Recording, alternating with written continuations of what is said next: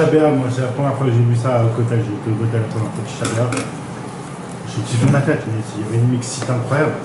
J'ai dit attends, t'es en train de pleurer le temple et t'es dans une mixité pareille. Et toi, et c'est qui le plus con dans l'histoire? C'est toi. Mais moi je connaissais pas. Mais quand tu vois qu'il y a une mixité, il te faut te lever, ou dire, monsieur, c'est une mixité, c'est interdit, ou rien dire et partir. Pourquoi tu restes? Pourquoi tu veux que je parle? Ça va quoi de parler? Ça sert à rien. Mais tu vois qu'en réalité, tu vas en avançant, tu mets en Israël, ça tombe. Ben, madame. Qu'est-ce qu'on étudie aujourd'hui, Rabbi Nathan? Le roi et l'empereur, 6e partie. Non, non, Avec l'aide de Dieu, Bezrat Hashem.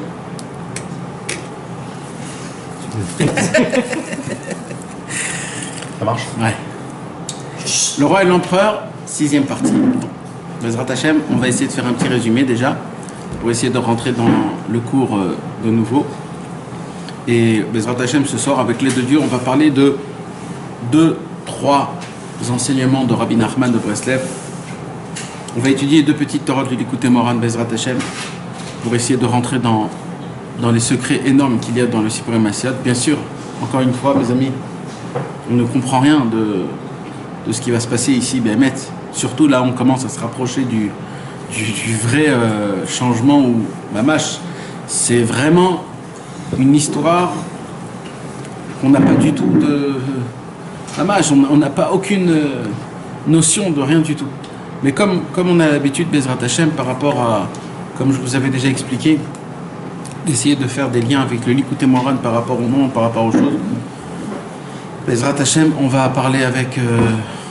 on va ramener Rabbeinu et on va parler des choses très, très, très importantes. Tov. Alors, déjà, on était dans une histoire où il y avait un roi et un empereur qui n'avaient pas d'enfants et qui sont allés sur Terre pour essayer de trouver comment pour faire avoir des enfants. Et dans le chemin, le roi, il s'est arrêté dans une auberge, l'empereur aussi, il s'est arrêté dans la même auberge. Comme par hasard, les deux se sont rencontrés. Bien sûr, ils se sont tout de suite reconnus, sans se connaître, mais ça veut dire en tant que personnel important. Et ils se sont assis ensemble, ils ont mangé, ils ont parlé. Et là, ils ont vu qu'en fait, eux deux voyagent pour la même raison. Qu'est-ce qu'ils ont fait? Ils se sont dit, tu sais quoi, si un jour, Bezrat Hashem, on aura une fille et un garçon, chacun de son côté, et que on pourrait vraiment les marier, eh ben, viens, on fait un pacte comme quoi on les marie. Et l'empereur, il a dit, bien sûr, pourquoi pas, et ils ont serré la main, et chacun est parti de son côté. Et ben, eux deux, ils ont eu des enfants. Le roi a reçu un garçon, l'empereur a eu une fille, et de là, il y a eu... Et la chose s'est oubliée. Maintenant, ils ont grandi un petit peu. Et quand ils ont grandi un petit peu, les parents, ils ont envoyé leurs enfants à l'école. Et à l'école, comme par hasard, ils se rencontrent, le fille et le garçon. Comme déjà le pacte a été déjà fait avant leur naissance, donc automatiquement, dès qu'ils se sont vus, tout de suite, il y a eu l'étincelle qui s'est allumée et ils ne se sont pas lâchés pendant toute leur jeunesse jusqu'à que le jour est venu où ils ont terminé l'école et ils voient qu'ils doivent chacun rentrer chez eux à la maison. Alors ils ont fait un pacte et ils se sont dit, viens, on se promet l'un à l'autre. Le fils, il a pris une bague, il a mis dans un anneau, il a mis l'anneau dans le doigt et ils sont partis. Et malheureusement, ils étaient éloignés l'un de l'autre. Ils ont essayé de tout faire pour se revoir. Ils ont essayé de tout faire pour se revoir, mais non, il n'y avait pas de... On ne pouvait pas. Et les deux, ils étaient tellement amoureux qu'ils commençaient à devenir pas bien de ne pas se voir. Le fils, il est devenu complètement malade. Parce qu'il était fou d'amour de sa promise. Et sa promise était aussi très très très mal. Elle était toujours en tristesse. Et les parents, ils ont essayé de tout faire pour essayer de voir à cause de quoi, pourquoi, parce qu'ils n'ont pas dévoilé vraiment c'était quoi l'histoire. Et ils ne savaient pas, ils n'ont pas réussi, ils n'ont pas... Et donc il y a eu ce problème-là. Et là, c'est là où on est arrivé, mes amis. Je vais lire Bezrat Hashem et on va expliquer.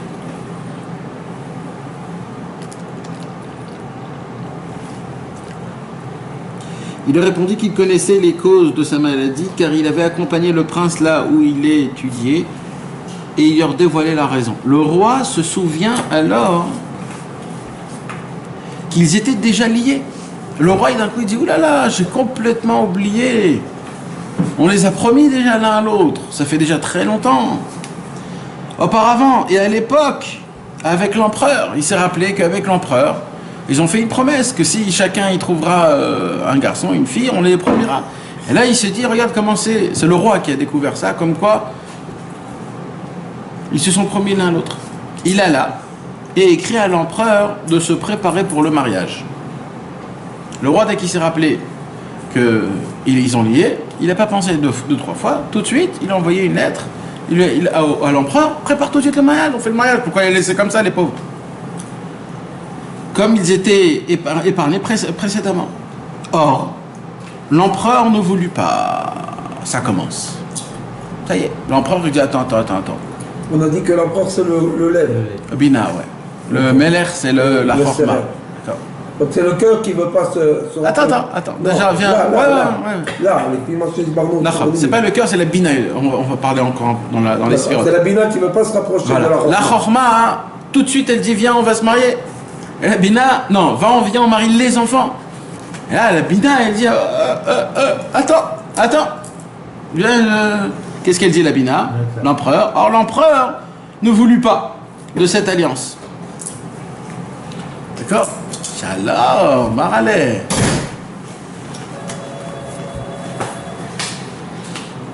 Cependant, il ne pouvait se permettre de refuser sans raison. D'accord?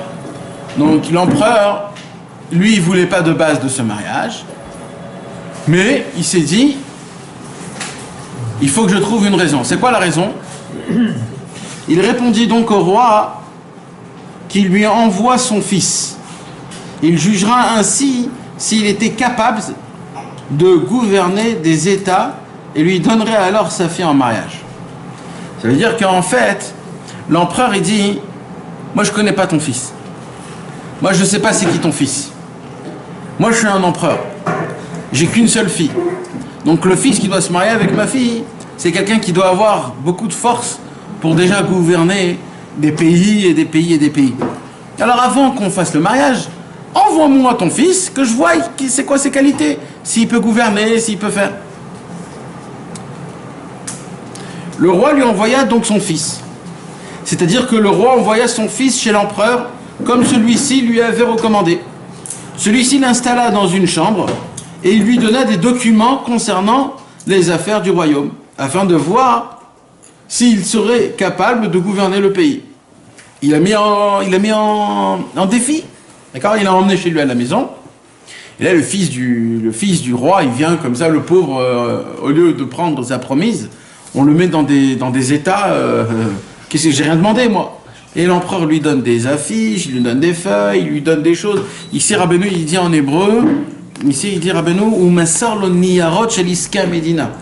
Ça veut dire il lui a donné des papiers, des trucs, déjà nous les papiers qu'on reçoit, on ne sait même pas les lire tellement qu'ils sont compliqués. Donc ils lui ont donné des documents qui sont super de trucs de. Et lui, il est là. Or, le prince se languissait profondément de la voir. Le prince, il n'avait qu'une seule chose dans sa tête. C'était de voir sa promise. Et il n'avait qu'une seule chose. Comment il dit ici, Rabbeinu? Rabbeinu, il dit Va ben melech hayam mitgaga meod lirotota. Velo haya efshar lo lirota. Lui, il n'avait qu'une seule chose dans sa tête. C'était de la voir. C'est tout. Il voulait que la voir. C'est tellement beau. Quand on va expliquer ce que ça veut dire, c'est tellement beau. Ça veut dire là, Rabbeinu, il ne dit pas s'il était capable ou pas. Ça se peut qu'il était capable. Mais là, maintenant, il n'était pas capable. Pourquoi? Parce que sa tête était ailleurs. Il était ailleurs. Un jour, qu'il allait le long d'un mur, il se retrouve devant des miroirs. Et dès qu'il se retrouve devant des miroirs, il l'aperçut et s'évanouit. Elle le rejoignait, le réanima et lui déclara qu'elle ne voulait se marier avec personne étant donné leur alliance. Il lui dit « Que faire? Et ton père n'est pas d'accord ?» Elle répondit « Quand bien même. »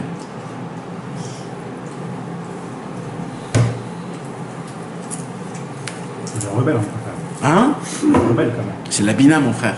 Qu'est-ce que c'est la bina? La bina, c'est...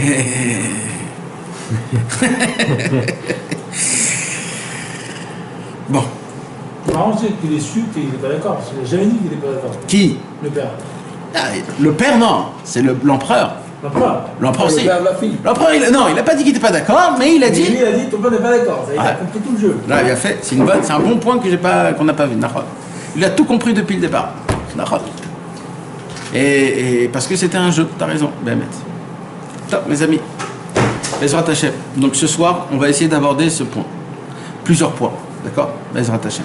Le premier point, c'est un point merveilleux, exceptionnel, un point de folie. Alors je reprends juste un petit peu. Le roi se rappelle comme quoi il avait promis son fils à la fille de l'empereur. Alors qu'est-ce qu'il fait le roi? Il envoie tout de suite un courrier à l'empereur, disant on marie nos enfants.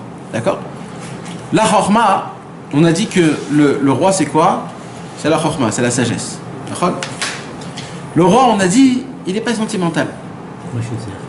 Voilà. Lui, il est mathématique. Le cerveau, c'est mathématique, la chorma. Le sechel. Il n'y a pas de sentiment, tu comprends? Il faut les marier, on les marie. Il n'y a pas de... C'est comme ça, ça se fait comme ça. Par contre, la bina, par contre, le cœur, c'est autrement. Ouh, tu m'emmènes quelqu'un que je ne connais pas. Dafka Labina, c'est le sentiment. Les sentiments. Donc, la Bina, elle devrait dire on les marie de suite parce que c'est de l'instinct. Le cerveau, il est plus calculateur, mistamment. C'est bidou que ça. Mais il n'est pas calculateur, là, le cerveau. Si, le cerveau, qu'est-ce qu'il a dit là? Il a dit puisqu'on a déjà fait une alliance, viens, on les marie. Tac, tac. Action, réaction. Le cerveau, c'est mâcher de la saute aussi. Lui, il s'en fout, ça va pas, ça marche pas, l'homme est chané. On les a promis, alors on les marie. Je m'en fous. J'aurais plutôt mis ça dans non, alors là, qu'est-ce qu'il fait le cœur? Déjà, il dit non, tout de suite. Non. Parce que tu perds jamais de dire non. Le cœur, il dit non, je veux pas. Maintenant, viens, on parle. Viens, on parle, un business. Le cœur, il dit pourquoi tu veux m'envoyer? Il commence à faire un massa ou matan, la bina. C'est-à-dire l'empereur. L'empereur, il a peur, en fait. Il a peur, tu t'imagines? Toi, le roi, tu me donnes ton fils, je comprends, d'accord, mais c'est avec moi l'empereur. Ça veut dire, l'empereur, on a dit que l'empereur, il est plus grand que le roi. Quand maintenant, le roi, il n'a qu'un seul garçon. Normalement, c'est qui la succession? Le roi. C'est le roi. Donc l'empereur, il perd sa fille, puisqu'il va être roi. Mais en vérité, c'est faux.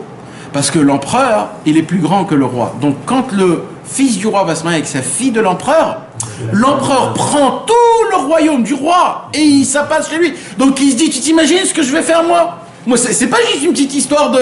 Moi, je vais à ton fils, à toi, je vais lui donner tout ce que moi j'ai. Donc tu vas pas m'emmener... tu t'imagines combien je mets? Moi, je mise très lourd. Donc, je dis non.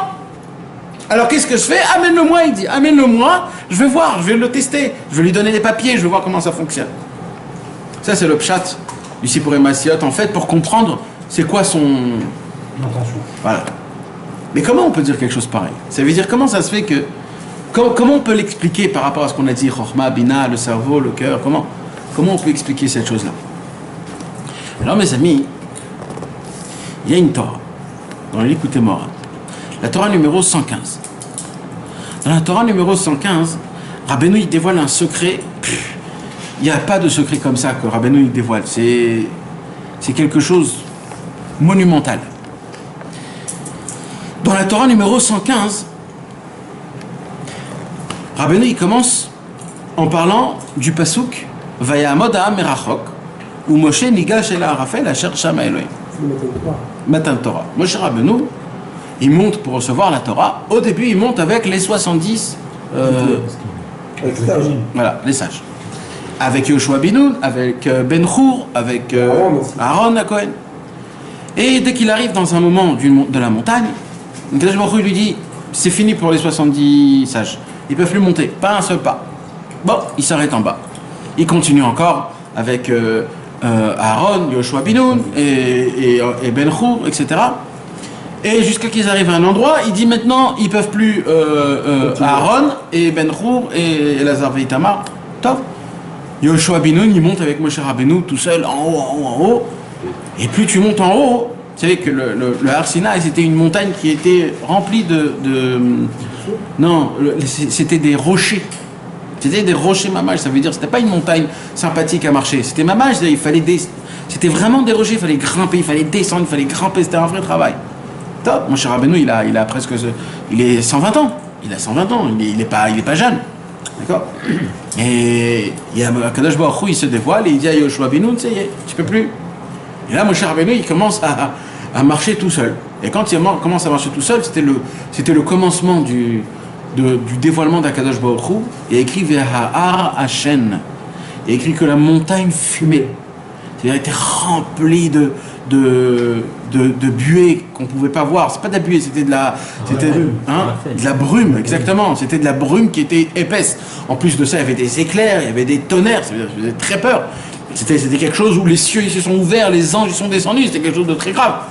D'accord? Alors maintenant, imagine-toi de marcher dans un chemin qui n'est pas un chemin. En fait, c'est de ramper des rochers, de monter, de se casser la tête, etc. Et Moshe Rabbeinu, il est tout seul dans le noir avec de la brume de tous les côtés. Et là, Moshe Rabbeinu, il se retrouve, il se dit, où je vais? Où je vais? Tu sais, de monter une montagne, c'est pas 5 minutes. Hein. De monter une montagne, ça prend du temps. En plus, une montagne pareille, ça prend du temps. Et là, il se dit, je marche, mais qu'est-ce qui se passe? Et là, Moshe Rabbeinu, il se retrouve devant 2 chemins. Il se retrouve devant un chemin. Le Midrash, il dit 3 chemins, pas 2 chemins. Et il se retrouve devant un chemin. D'un coup, il voit un chemin. Après, il voit un autre chemin, qui n'est pas un chemin, mais au moins il est voyant. C'est-à-dire, il voit l'horizon. C'est-à-dire, il voit comment ça se passe. Et de l'autre côté, il a vu un chemin qui n'est pas un chemin, mais là-bas, il ne voyait même pas. C'était complètement de la brume. Bon, il s'est dit, je vais aller par le chemin normal. Je vois qu'il y a un chemin au lieu de me casser. Et il va dans le chemin et il voit qu'il n'y a rien du tout. Bon, il revient à sa place. Il se dit, bon, je vais aller dans l'autre chemin, là où au moins je vois. Et il est allé dans ce petit chemin, en fait, qui n'est pas un chemin. Il a rampé, etc., etc., etc. Il est allé jusqu'au fond, il est arrivé, il a fait un tour, il s'est retrouvé dans le même point. Alors il s'est dit, bon, j'ai rien à faire, il faut que je prenne le 3e chemin. Ou Moshe Nigash Ela Raphaël Asher Shama Elohim. C'est là où Moshe Rabbeinu, qu'il est rentré dans la brume, et c'est dans la brume qu'il a trouvé Akadosh Baruch Hu. Voilà. D'accord? Maintenant, ça veut dire quoi tout ça? Ça nous apprend toute la vie, ça. Ça nous a... caché. Exactement. C'est pas juste les fauchés cachés, c'est encore plus que ça. Parce que caché, c'était toute la montagne, c'était difficile. Mais là, tu vois plus rien. Ça veut dire normalement, nous, quand on dit j'ai vu Dieu, par exemple, Tam, quand on dit j'ai vu Dieu, normalement quand tu dis ça, non, je te parle quand quelqu'un. Oui, non, mais ça veut dire quand quelqu'un il te dit ça, tu t'imagines qu'il a vu quelque chose de très beau, un soleil, je sais pas quoi, qui est dans la Shkia, ou quand il se lève, ou alors un arc-en-ciel, ou quelque chose de très beau. Il a dit j'ai vu Dieu, mais c'est faux. C'est vrai que de là, on peut voir la grandeur de Dieu. Mais tu veux savoir, où il est Dieu. Moshe Rabbeinu, au début, il a essayé le chemin normal, qui était déjà piétonné, déjà tracé. C'est pas là qu'Akadosh Baruch Hu, il n'est pas là-bas, Hachem. Il n'est pas là-bas, Hachem. Alors il s'est dit, je vais aller dans les endroits qui sont difficiles. Parce qu'il y a des gens qui croient qu'en faisant la Vodat Hachem qui est difficile, c'est comme ça qu'ils vont trouver Hachem. Rabbeinu, il dit, cela, c'est des manques d'émouna. Vous croyez qu'il faut se fatiguer pour servir Akadosh Baruch Hu? Ma pitom. Servir Akadosh Baruch Hu, c'est de le servir, tout simplement. Alors des fois il faut passer dans les brumes, parce que oui, il y a Kadosh Baruch Hu, il met ça que Shamaim. Shamata. Quand je monte dans le ciel, t'es loin là-bas. Ve'atzia Sheol, mais quand je suis dans le Kéol, Ineka, te voici. Il a dans la brume elle-même. C'est quoi la brume? La brume, c'est des choses qui se passent dans ta vie, c'est quand tu vois pas. Alors il dit. Alors juste, je vous lis les petites lignes parce que c'est pas là où je veux en venir, d'accord? Juste, je vous lis les petites lignes. Mais de ça est basé tout. Je veux pas la différence entre le dur. Parce que le dur, parce que dans la Raphaël c'est aussi dur et c'est aussi Raphaël. Quand c'est dur. Dans le Raphaël tu sais pas. Non, mais quand c'est dur, c'est-à-dire tu dois grimper, quand c'est des rochers. Ce qui est dur, c'est de grimper, de tomber, de se mettre sur tes pieds, etc. C'est difficile, mais au moins tu vois. Mais quand tu as en plus de ça la brume, Ça veut dire que tu enjambes, tu sais pas où tu mets ta jambe, tu grimpes, tu sais même pas où ça va t'emmener. Alors là, tu te dis, je peux pas. Tu comprends? Et des fois, quand il y a juste de la brume, même si le chemin il est tout droit, tu as toujours peur de marcher parce que tu vois rien. Donc la brume, elle est encore plus grave que la dureté. Tu comprends, Rudy, de quoi on parle? De Moshe, ou Moshe Nigash El Arafel, Asher Shama Elohim. D'accord? Donc maintenant, je vais vous lire un petit peu la Torah, du commencement de cette Torah, parce que je veux arriver à un point spécial de ce qu'on a vu sur le Sipurei Maasiot. Ki mi she'oler begashmiut kol yamav, mi she'oler begashmiut kol yamav. Un homme que toute sa vie, il est dans la spiritualité, dans la matérialité, dans les tavot, dans ce monde-ci, dans l'argent, dans les kiffs, dans les magasins, etc. Et d'un coup, il se réveille et il dit, je veux servir Hachem. Alors là, il se passe un truc. Qu'est-ce qui se passe? La Midat Adin Mekatreg. La Midat Adin, c'est-à-dire la rigueur, elle vient, elle monte tout de suite dans le ciel. Elle dit, Ribono Shel Olam. Cet homme-là, il veut faire teshuva. Mais c'est pas comme ça. On rentre pas comme ça dans la Vodat Hashem. Jusqu'à maintenant, il a fait la fiesta, maintenant il veut faire le religieux. Ah non. Il dit comme ça.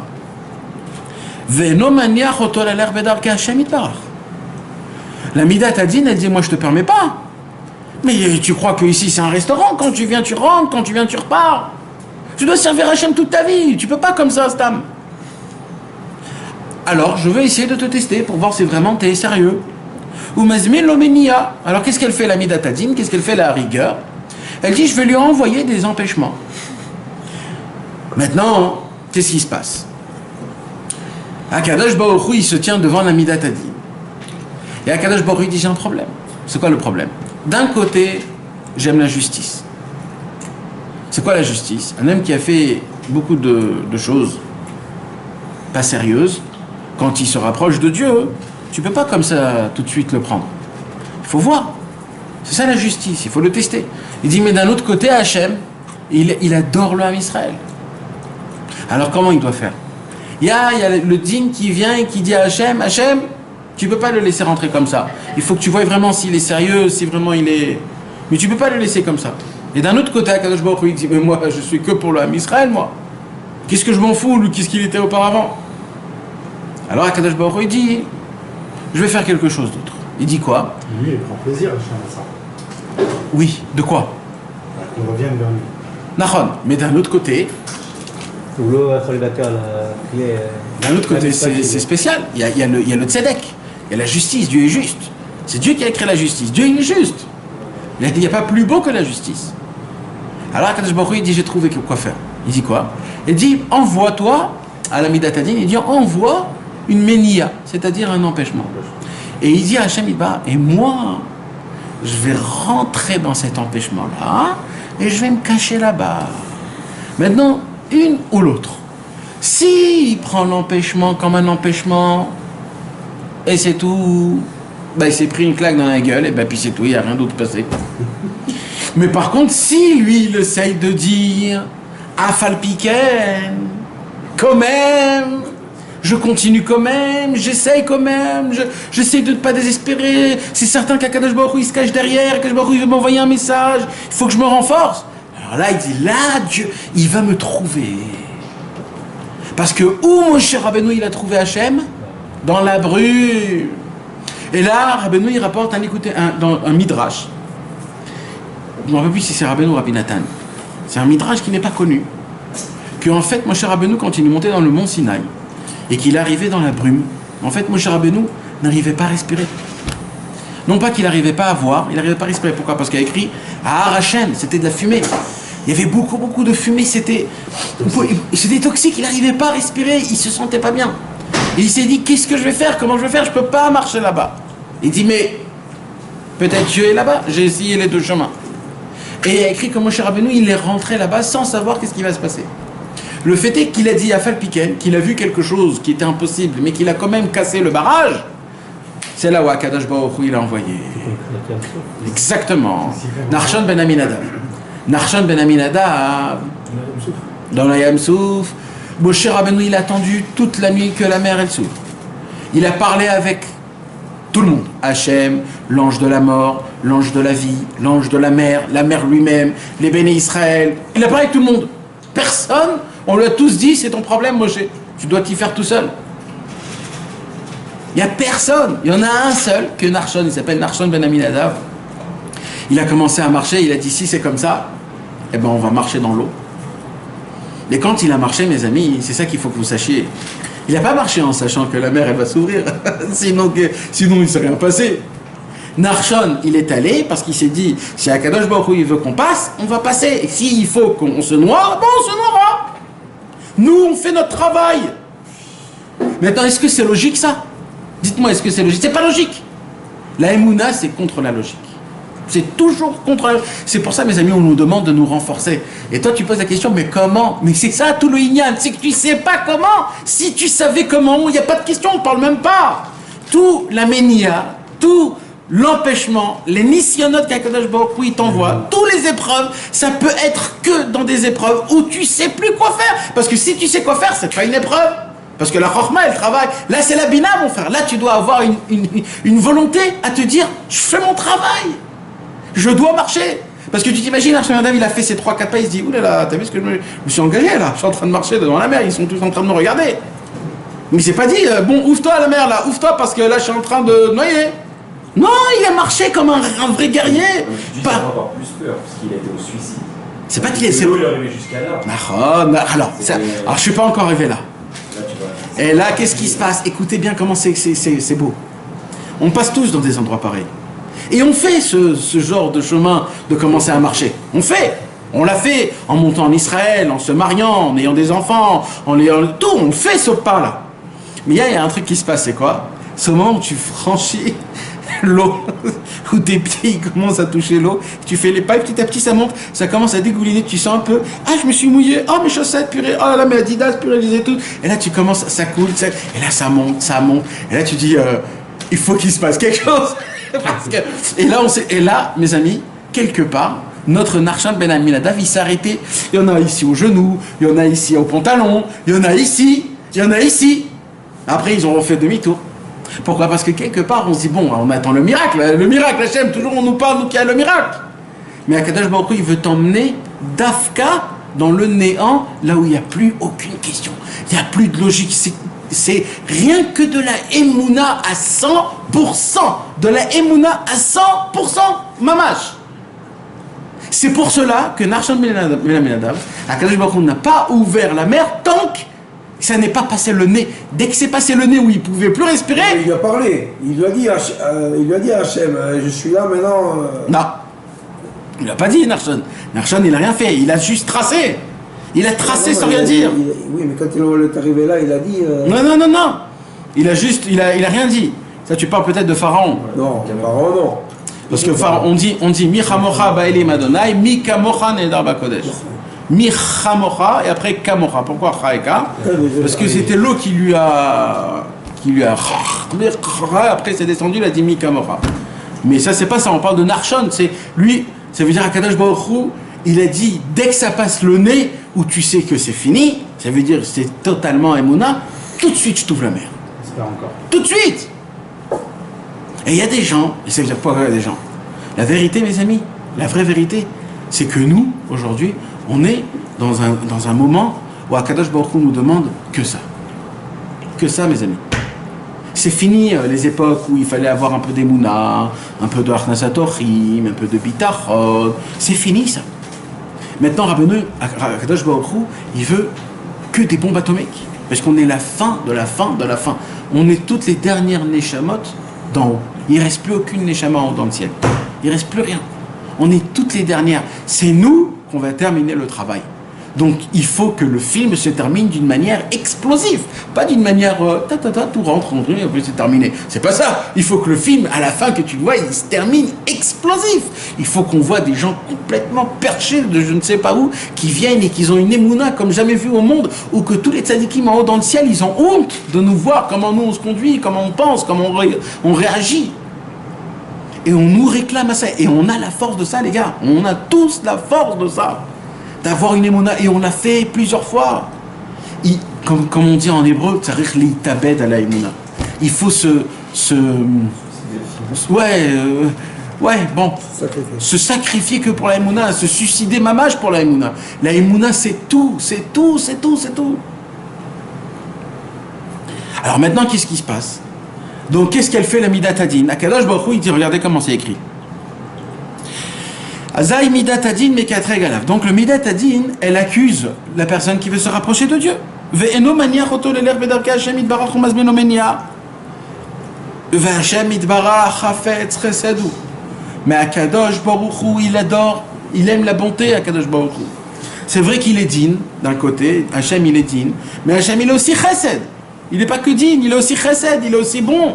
Alors Akadosh Baruch Hu dit, comment je peux juger mon fils que par le digne? Je veux le juger aussi par le chesed. Ou mastir et atzmo kaviachol ba'menia azot. Il dit, Rabbeinu, qu'est-ce qu'il fait Akadosh Baruch Hu? Il se cache. C'est-à-dire, c'est pas un empêchement stam. C'est un empêchement, que cet empêchement, si tu arrives à le vivre comme il faut, tu vas découvrir à Kadosh Baruch Hu là-bas que cet empêchement, elle va devenir une force pour rebondir. En fait, c'est un empêchement qui va te faire avancer. Derrière tout empêchement? Non. Comment tu peux savoir? Parce que là, on parle d'Afka. C'est pour Maassi avec le Ben chez Ben Yachid. Nachon. Rabbi empêchement, le père il utilise ces empêchements pour dire ce fait de choix. Nachon. Comment tu peux savoir? Parce que là, on parle déjà d'un cas d'un monsieur qui n'était pas bien et qui vient dans le bon chemin. C'est pas tout le monde déjà. C'est pas tout le monde. Rabbeinu, il dit déjà un klal que la majorité des empêchements, ils sont pas pour cette raison-là. Les empêchements, ils sont parce qu'il manque de languissement. C'est que ça, en général. Mais Nia, parce que Chasser les Rachakim et Gagouim, Retsanot ve Kisufim. C'est ça la généralité. Hakadosh Baruch Hu, il nous envoie des empêchements, c'est la Torah 66. Les empêchements, ils sont parce qu'on manque de languissement à la chose en elle-même. Alors Hakadosh Baruch Hu, il te l'enlève, et là tu commences à vouloir. Mais là, là on parle d'un autre cas. Là, on parle d'un cas d'un monsieur qui n'était pas dans le bon chemin. Ou alors qui était dans un chemin, il a choisi un autre chemin. Un chemin qui est plus vérité. Ou encore plus dans la vérité aussi, pareil, etc., etc. Et là, on lui dit, mais comment? Et là, Kadosh Baruch Hu, il se cache dans la Ménia. Et là, il dit comme ça, écoutez les amis. Umisheu bardat, un homme qui a de la sagesse, pas de la sagesse, il a de la connaissance, il a du date. Le date, c'est beaucoup plus haut que la sagesse. Le savoir. Ou mistakel ba'menia, quand il regarde l'empêchement, ou motsesham abore baruchu, c'est là-bas qu'il va découvrir Akadosh Baruch Hu. Pourquoi? Parce que tu vas voir qu'en fait, grâce à ça, tu as dû aller ici et là-bas. Tu vas commencer à t'efforcer, à courir, à droite, à gauche, à commencer à faire beaucoup plus. Ça va te prendre la tête, tu vas pas dormir la nuit. Ça va jusqu'à que tout ton corps, il va vouloir faire la chose en elle-même. Et là, d'un coup, tu revis la chose énormément. Et là, tu prouves à Kadosh Baruch Hu, au Midat Hadin, à tout le monde, qu'en vérité, ton chemin, c'était un chemin qui était émettre. C'est un grand pédé ce que tu dis, parce que la Ragacha d'Afka dit que c'est le contraire. Dieu, il me repousse, il ne veut pas du moi. Pourquoi tu me facilites pas dans me rapprocher? Au contraire, tu mets une barrière. C'est vrai que le premier sentiment qu'on ressent, c'est un repousse. Ouais, mais c'est ça qu'on dit. Ouais, ouais. Même Khaled, c'est ce qu'il dit au début. A priori, on a l'impression que c'est humain, hein, c'est humain. C'est un chidouche ce que Rabbeinu nous donne ici. Parce que tous les tzadikim, ils vont te dire, peut-être c'est pas le bon chemin, peut-être c'est pas le moment. Rabbeinu, il est allé à l'encontre du monde. On le voit tous les jeudis soirs quand on étudie. C'est à l'encontre complètement, toujours ce que nous on croit, c'est toujours à l'envers. Ce que le monde y croit, c'est toujours à l'envers. C'est toujours à l'envers. Rabbeinu, il te dit, on te pousse, c'est bon chemin. Et toi, tu dis, mais de quoi tu me parles? Le monsieur, il veut pas que tu rentres dans la boîte de nuit. C'est pas pour que tu rentres, encore une fois. Non, il te dit dégage, c'est pas pour que tu l'offres. Tu dis non, je vais rentrer quand même. T'imagines le mec qui dit dégage, je rentre quand même. Mais t'es fou, quoi. Rabbeinu, il vient d'ici. Et en fait, il te repose parce qu'il voit pas que tu veux vraiment rentrer. Fais-lui montrer que tu veux rentrer. C'est fou. C'est un chidouche. Mais voilà que c'est un chidouche. Rabbeinu, il vient ici, il te dit Moshe Rabbeinu, il a trouvé Hachem Itbarach dans la brume, pas dans les bons chemins, pas dans les durs chemins. Im yomar lecha adam echan elokecha tomar lo bekrar gadol sheberomi.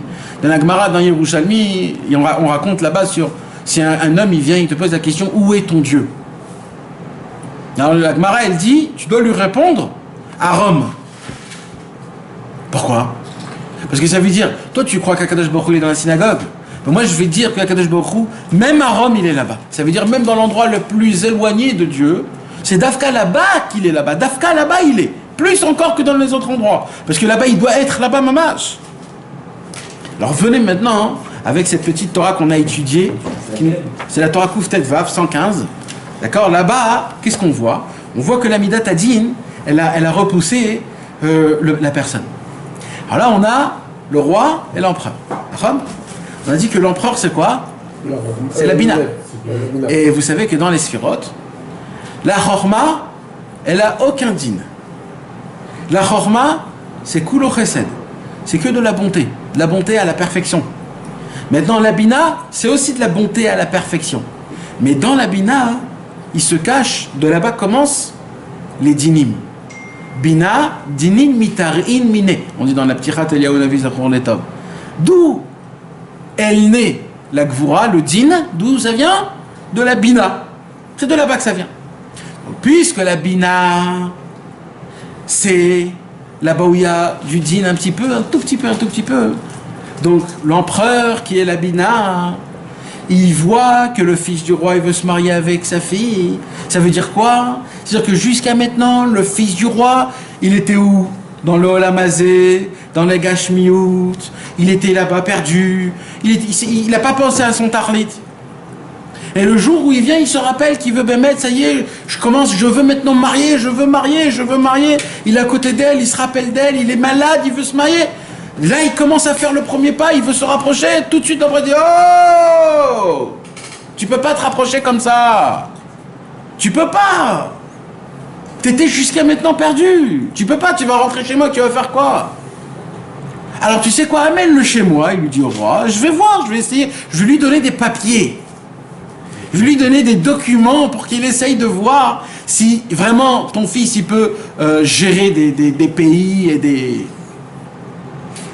C'est quoi ça, ces documents-là? C'est quoi ces documents?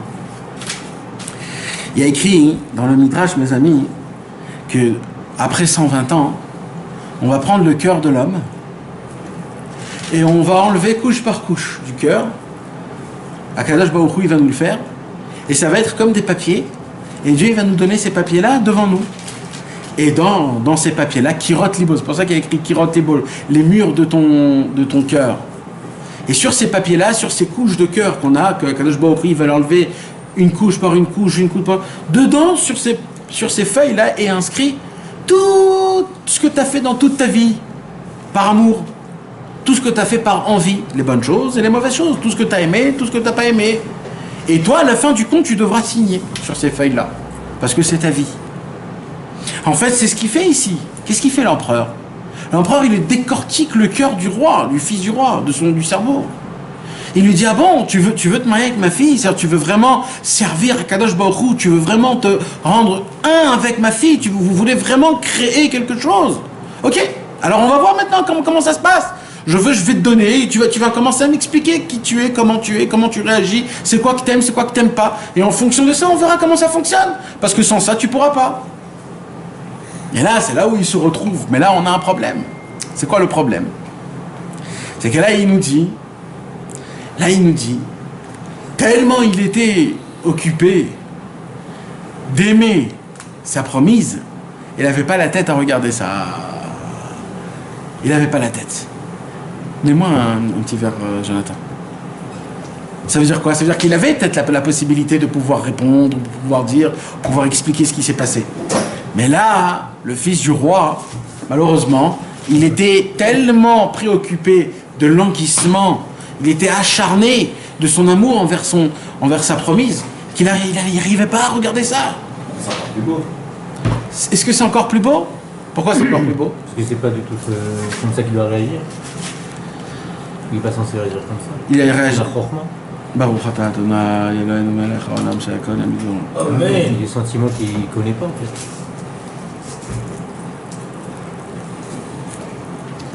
C'est une très bonne question. Si c'est le fils du roi, il ne doit pas avoir de sentiments. Non, pas encore. Là, on est en train de la créer, là. Là, on est en train de la créer. L'union avec, là, ça va être la chose parfaite. Mais là, il n'y a pas encore. Tu comprends? Là, on est en train de la créer. Ils sont encore des enfants. Alors en vérité, mes amis, ça c'est une épave, c'est une période dans la vie de nous tous, que ça arrive des fois, que on est pris par notre tête, que, comment il dit ici Rabbeinu,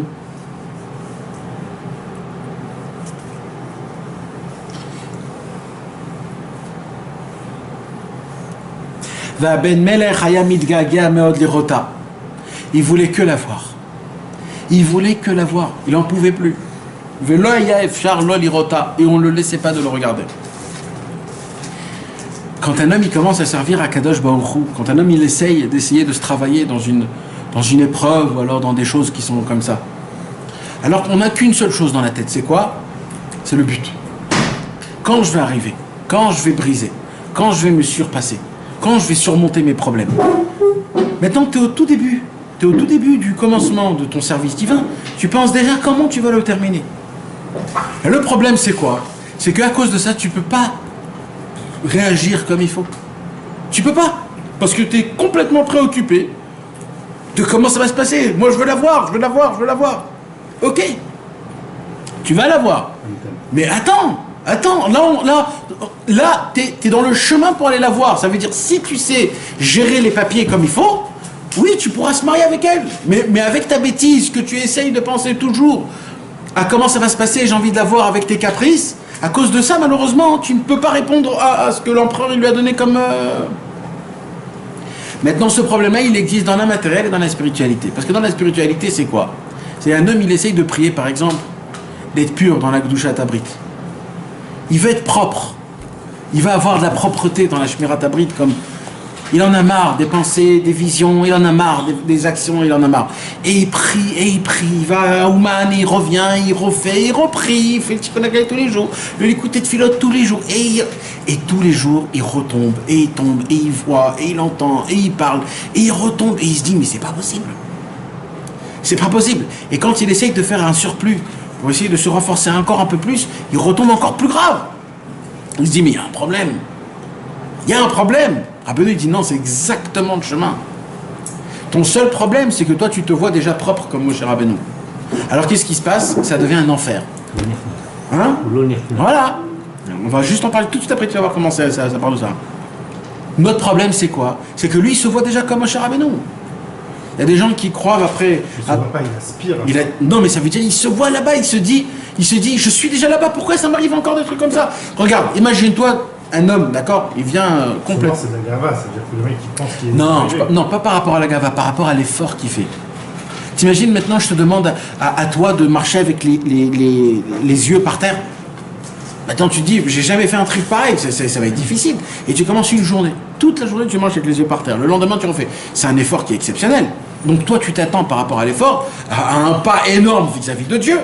Et là, la première fois où tu lèves ta tête, la première fois, tu vois un truc, alors là, tu te dis, mais qu'est-ce qui se passe? Ça veut dire, qu'est-ce qui se passe? C'est maintenant là que ça arrive, ça veut dire. Pendant 15 ans, j'ai jamais vu un truc pareil. Ça veut dire, maintenant, ça doit m'arriver. C'est ça le Inyan. C'est exactement ça le Inyan. Pourquoi? Parce que toi, tu t'attends qu'à Kadosh Baruch Hu, en fait, il vient, il t'aide. Et que tu vois un homme au lieu d'un... Eh ben non. Akadosh Baruch Hu dit, c'est Dafka là-bas que je me trouve, là-bas. C'est là-bas, en fermant les yeux, en te bagarrant, en te disant, ça y est, c'est pas grave, j'avance quand même, mais d'avancer. Et cette photo, elle va rester dans ton cerveau, tu vas combattre, et c'est comme ça que tu avances. Maintenant, si tu regardes ça d'une manière pas combattant, oh là là, pourquoi j'ai vu un truc pareil, c'est pas bien, ça m'énerve. Et jusqu'à que j'ai fait, bon allez, j'ai fait 3 jours, allez, laissez-moi tomber, je peux pas, on peut pas, allez, on peut pas. Et là, il a tout raté, il a tout bêté, c'est ce qu'on a fait ici. Il a pas vu Akadosh Baruch Hu dans la Ménia. Et lui, parce que lui, il essayait de se voir déjà au plus tard. Alors à cause de ça, il n'a pas pu faire maintenant ce qu'il a dû faire. Qu'est-ce qu'il devait faire normalement? Il devait prendre les documents et gérer le truc. Et tout de suite, tu serais marié, tout serait fait. Et nous, non. Pourquoi? Parce qu'on veut le truc. Et comment ça se passe? Et moi, je vais être là-bas. Je suis déjà là-bas. Mais non, mais mon frère, petit à petit. Quand il a dit ton père, il veut pas, c'est-à-dire qu'il a fait le lit, je crois. Il a dit, mais de tous les cas, ton père, il veut pas. De tous les cas, ton père ne veut pas. Exactement. Mais pourquoi? Parce que, et de base, lui, on a dit que c'est la chorma. Il a fait une analysation. Et son analyse est bonne. Non, elle est pas bonne. Pourquoi? Non. Pourquoi elle est fausse? d'une certaine façon, quand il voit que on pourrait dire qu'elle serait fausse quand même. Pourquoi? Parce que pourquoi pas que l'empereur il lui dit, qu'est-ce qu'il dit ici Rabbeinu au début? Il dit Rabbeinu comme ça. Ils l'ont écrit en français, je ne sais pas pourquoi ils l'ont écrit en français, mais il y a ce qu'il dit ici. Puis l'empereur envoya chercher sa fille et fit ramener chez lui le roi également. Attends, plus bas. Voilà ici. Velo ratza Kessar. Arloya yachol laez ou les sarev. Tu comprends? Or l'empereur ne voulut pas de cette alliance. Cependant, il ne pouvait pas se permettre de refuser sans raison. Il répondit donc au roi qui lui envoie son fils et il jugera ainsi s'il était capable de gouverner avec des États en lui donnant des documents, etc. Donc, voilà. Donc lui, veut pas. Et le roi, il a compris. Le roi, il a compris tout de suite. Il veut pas de moi. Le fils, pardon. Il ne veut pas de moi. Tu sais, Chas Shalom, quand tu es repoussé, c'est ça notre réaction à nous. Ben, c'est ça en fait notre réaction. On est tous un peu le fils du roi.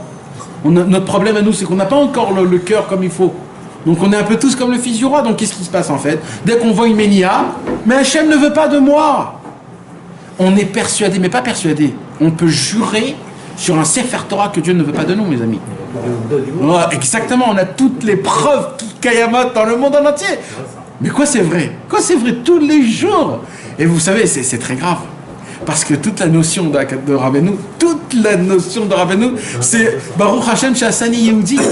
C'est le fait que c'est pour ça on dit que pourquoi Rabbeinu toujours il a dit Yehudi? Parce que c'est la seule chose où tu peux pas dire que je l'ai fait mal. Ça c'est Hashem qui t'a fait comme ça. Il n'y a pas plus propre que ça. T'es un juif, tu peux même pas toucher à ce point-là. C'est un point qu'il est trop pur. T'as beau tout faire dans ta vie, le point juif ne peut pas bouger. Il est exceptionnel. Il est toujours. L'écorce, elle, oui. Mais tu restes quand même un juif. On s'en fout de l'écorce. Dedans, il y a un fruit. Le diamant, il reste un diamant, même s'il est sale, même s'il a des couches de saleté. Le diamant, il reste un diamant. C'est pas que ça change. C'est pas qu'il devient de la boue. Le diamant, il reste le diamant. Le juif, il reste un juif. Alors, ok, il a des écorces. Mais quand même, ça reste ça reste. Maintenant, c'est ça notre problème. C'est que nous, on se voit malheureusement. Et je vais vous dire la vérité. Moi, je le dis. Mais j'y crois pas. Parce que même moi, j'y crois que je suis loin et qu'Akadosh Baruch Hu ne veut pas de moi. C'est une émouna qui est très difficile à se persuader vraiment qu'Akadosh Baruch Hu il nous aime bémet. Et pas qu'il nous aime, parce que Bevadaï qui nous aime, qui nous apprécie, qu'on est unique. Bevadaï, le problème c'est qu'il trouve des malachim. Exact. La halakha, elle te montre le contraire en réalité. La halakha, pourquoi? Parce qu'elle te dit, si tu fais pas ça, Nachon. Toi, plus tu transgresses, plus tu te dis, purée, je prends ça dans la tronche. Nachon. En réalité, même elle, au lieu de t'aider, en réalité, ce qui doit t'amener à être un bon juif, en fait, elle est contre toi finalement, d'un autre côté. S'il y a deux visions, comment tu regardes la Torah. Tu sais, dans les chérubins, pourquoi les chérubins? C'est très très important. Le Aaron HaKodesh, comment on appelle ça? L'autel saint. Le Aaron HaKodesh. T'imagines qu'on appelle le Aaron HaKodesh les chérubins. Pourquoi? Makara. C'était la chose la plus sainte qu'il y avait dans le Beth Amikdash. La plus sainte. C'était dans le Kodesh HaKodashim. Quand tu prends les mesures du Aaron HaKodesh, des bâtons du Aaron HaKodesh, ils étaient plus grands que l'emplacement de là où ils étaient. Chaque seconde, le Aaron HaKodesh, il était en dehors du temps et de l'espace. Quand les Kohanim portaient le Aaron HaKodesh, c'était pas les Kohanim qui portaient le Aaron HaKodesh, ça se levait tout seul. Vous connaissez l'histoire avec David Ameler? David Ameler, il avait un enfant d'une femme, un peu plus son nom. C'était un grand tzaddik. Et il a vu ils sont arrivés dans un endroit et ils ont posé le Aaron HaKodesh. C'était après qu'ils ont ramené des Philistins. Quand les Philistins ils ont volé le Aaron HaKodesh et que ça a fait plein de maladies, ils l'ont ramené à Kiryat Yarim, à Beth Shemesh, sur des vaches. Et les vaches y chantaient. Et ils ont ramené le Aaron HaKodesh sur le chétar des Juifs. Et quand ils l'ont amené, le fils de David Ameler, il voit que le Aaron HaKodesh, il est en pente et qu'en 5-7, il peut tomber, Chas v'Shalom, le Aaron HaKodesh. Qu'est-ce qu'il a fait, le fils de David Ameler? Vite. Hein? Je savais pas que c'était son fils. Si, bien sûr, c'était son fils. Comment il s'appelait? Tu te rappelles son nom? Non. C'était son fils. C'était le fils unique d'une femme à lui, c'est une longue histoire, parce qu'après, il y a eu un douciard avec cette femme, comment ça s'est possible, etc. Et le fils de David... La servante de Shaoul, tu parles? Non. Et qu'est-ce qui... Elle avait une fille. Et une fille, c'est une fille, c'est pas un garçon. Alors qu'est-ce qui s'est passé? Il vient pour attraper le Haron HaKodesh, et dès qu'il vient pour attraper le Haron HaKodesh pour pas qu'il tombe, il meurt tout de suite. David Amelech, il voit ça, il déchire ses habits. Il déchire ses habits, il commence à pleurer, il dit Ribono Shel Olam, qu'est-ce qu'il a fait? Qu'est-ce qui s'est passé? Et là, il y a toute une histoire, il y a un grand rouge dessus. On ne va pas rentrer dans ça parce que c'est pas notre inyan, mais Akadosh Baruch Hu, il lui dit quoi? Il lui dit Aaron noseh et atzmo, ve'en nosav nos'im oto. S'il n'a pas compris que le Aaron ne dépend de personne, et que le Aaron il part, il revient, et que c'est pas... Jamais ça peut tomber. Et si ça devrait tomber, ça devrait tomber. Ton travail à toi, c'est pas de le... Maintenant, si tu poses la question de Tarles, si son travail à lui, Bevadaï, s'il voit que le Aaron il tombe, bien sûr, tu dois le... Mais c'est comme ça qu'Akadosh Baruch Hu a décidé. Ça ne doit pas se voir, ça ne doit pas se mettre. Mais c'est des choses qu'on ne peut pas comprendre, tellement le Aaron HaKodesh, il est important. C'est quoi cette importance qu'il y a dans le Aaron HaKodesh, donc, si ça a fait des choses comme ça? La Torah nous dit qu'il y avait quoi dans le Aaron HaKodesh? Il y avait le flocon de manne, il y avait les tables de la loi parfaites, et il y avait les tables de la loi brisées. Et les bastons du Sefer Torah de Moshe Rabbeinu. Le Sefer Torah de Moshe Rabbeinu qu'il a écrit, et le bâton de Moshe Rabbeinu. Je pose une question. S'il y a les tables de la loi parfaites, pourquoi j'ai besoin des tables de la loi brisées? Nahon? J'ai pas besoin. Si j'ai les tables de la loi parfaites, pourquoi je dois avoir des cailloux dans le Aaron HaKodesh? Parce que ce que nous on ne sait pas, et que ça c'est très important de savoir, et ça c'est ta réponse à toi, c'est qu'Akadosh Baruch Hu en vérité, il n'a pas donné d'abord des tables de la loi, il les a brisées, il a donné une deuxième fois des tables de la loi. Mapitom. Akadosh Baruch Hu a donné des tables de la loi pour que Moshe Rabbeinu les brise, pour que ça reste des tables de loi brisées. Et après il a donné des tables de la loi parfaites. Car il y a des juifs avec un cœur brisé, il y a des juifs qui sont parfaits. Il y a une Torah pour des gens parfaites, il y a une Torah pour des gens brisés. La Torah brisée, c'est la première. C'est ça la première Torah. La Tikastima. C'est la Torah la plus élevée. Où là-bas, il n'y a pas cette notion de si tu fais pas comme ça, il n'y a pas comme ça. Alors c'est sûr que nous, aujourd'hui, Bevadaï, qu'on est sous les lignes et sous l'encadrement de la halakha et du Shulchan Aruch, parce que c'est comme ça que ça doit se passer. Mais dans le même Aaron, il y avait l'étape de la loi et l'étape parfaite. Ça veut dire quoi? Ça veut dire qu'on a la possibilité de pouvoir vivre une Torah du Mashiach. C'est quoi la Torah du Mashiach? C'est quand même tu es le plus grand rachat gamour, que Alpi Alacha, on doit te mettre dans le Guéhinom. Mais Akadosh Baruch Hu, il t'adore, ton service divin, toi, plus que le plus grand des tzadikim. Niveau Shulchan Aruch, c'est lui le tzadik. Niveau Avodat Hashem dans le Olamot Ha'elyonim, devant le Nachatoire que tu fais à Akadosh Baruch Hu, c'est toi le meilleur. C'est ça toute la différence.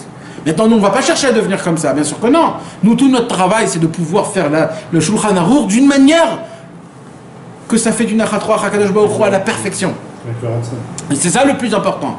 Mais si on ne peut pas arriver à ça, alors il faut continuer à travailler. Et c'est ça tout ce que Rabbeinu a dévoilé, la Torah des Luchot Shvurim, la Torah des tables de la loi qui ont été brisées. Ça veut dire quoi? Si tu as fait comme ça, eh ben c'est pas grave, mon frère, avance. Qu'est-ce que tu t'en fous? Qu'est-ce que tu regardes? Qu'est-ce que tu te tracasses? C'est ton compte à toi de savoir si c'est bien, si c'est pas bien, si tu l'as bien fait. Avance, toi, fais ce que tu peux. Fais-le avec joie. Sois content que tu peux servir à Kadosh Baruch Hu. Qui tu es, toi, Bichlal, pour que tu t'es rien pour servir Hachem. T'es rien. Quel mérite qu'on a eu pour qu'on sert à Kadosh Baruch Hu. Et c'est ça qu'il nous dit ici. Et c'est ça qu'on voit. Et c'est ça le plus important des choses. Tout ce que le Yetzer Hara va essayer de faire pendant toute notre vie, c'est de nous persuader qu'en vérité on est tous des Rechaïm et que Akadosh Baruch Hu n'aime pas notre service divin et que Béhémet on est des gens à la panim et que laisse tomber. C'est ça qu'il n'arrête pas de nous dire. Et tous les fautes qu'on tombe, c'est pas parce qu'on faut des tombes, c'est juste pour qu'on a le certificat pour nous appuyer encore plus fort que je suis un rachat Béhémet. C'est que pour ça qu'on tombe. C'est que pour ça qu'on tombe. Toutes les avérotes qu'on fait, c'est pas parce qu'on a un Yetzer Hara, c'est pour qu'une seule raison. C'est le Yetzer Hara, il te prouve à chaque fois que tu tombes, voilà, t'es un rachat. Je vois où il t'aime pas. Alors comment tu brises ce Yetzer Hara? Quand tu fais pas attention à ça, tu demandes pardon et tu avances. Tu fais pas attention à tes péchés, tu les agrandis pas, tu fais pas de ça un monde, etc., etc. Non, tu demandes ratati aviti pajati, pardon mon Dieu, t'avances. Là, le Yetzirah, il a les boules parce qu'il dit j'ai tout perdu. Toute la raison pour laquelle j'essaye de faire des péchés, c'est pour te prouver combien tu pues, combien t'es crado, combien Kadosh Baruch Hu, il te supporte pas. Mais là, je vois que tu continues, ça fait pas de l'effet sur toi. Et comme ça, tu brises ton Yetzirah. Comment les tzadikim, ils ont brisé leur Yetzirah? Nous, on voit le Yetzirah, on voit que c'est long, c'est grand, c'est dur, c'est impossible, etc. Mais quand tu comprends qu'en vérité, le Yetzirah, il a un seul truc à te faire dans ta tête, c'est de te persuader que ce que tu fais à Kadosh Baruch Hu n'est pas content. Et qu'il n'aime pas, et que c'est pas important, et qu'il y a des autres personnes qui sont plus importantes. Normalement, en vérité, un jour, quelqu'un, il me dit, et ça, c'est émettre, mes amis, parce que si vraiment, on serait persuadé qu'on est vraiment le fils unique du plus grand patron, le Dieu de tous les dieux, Béhémet, on serait tout le temps à côté de lui en train de lui demander des choses. Pourquoi on ne le fait pas? Parce qu'on n'y croit pas. C'est tout simple, hein. Imagine-toi le fils du plus grand archi-milliardaire du monde.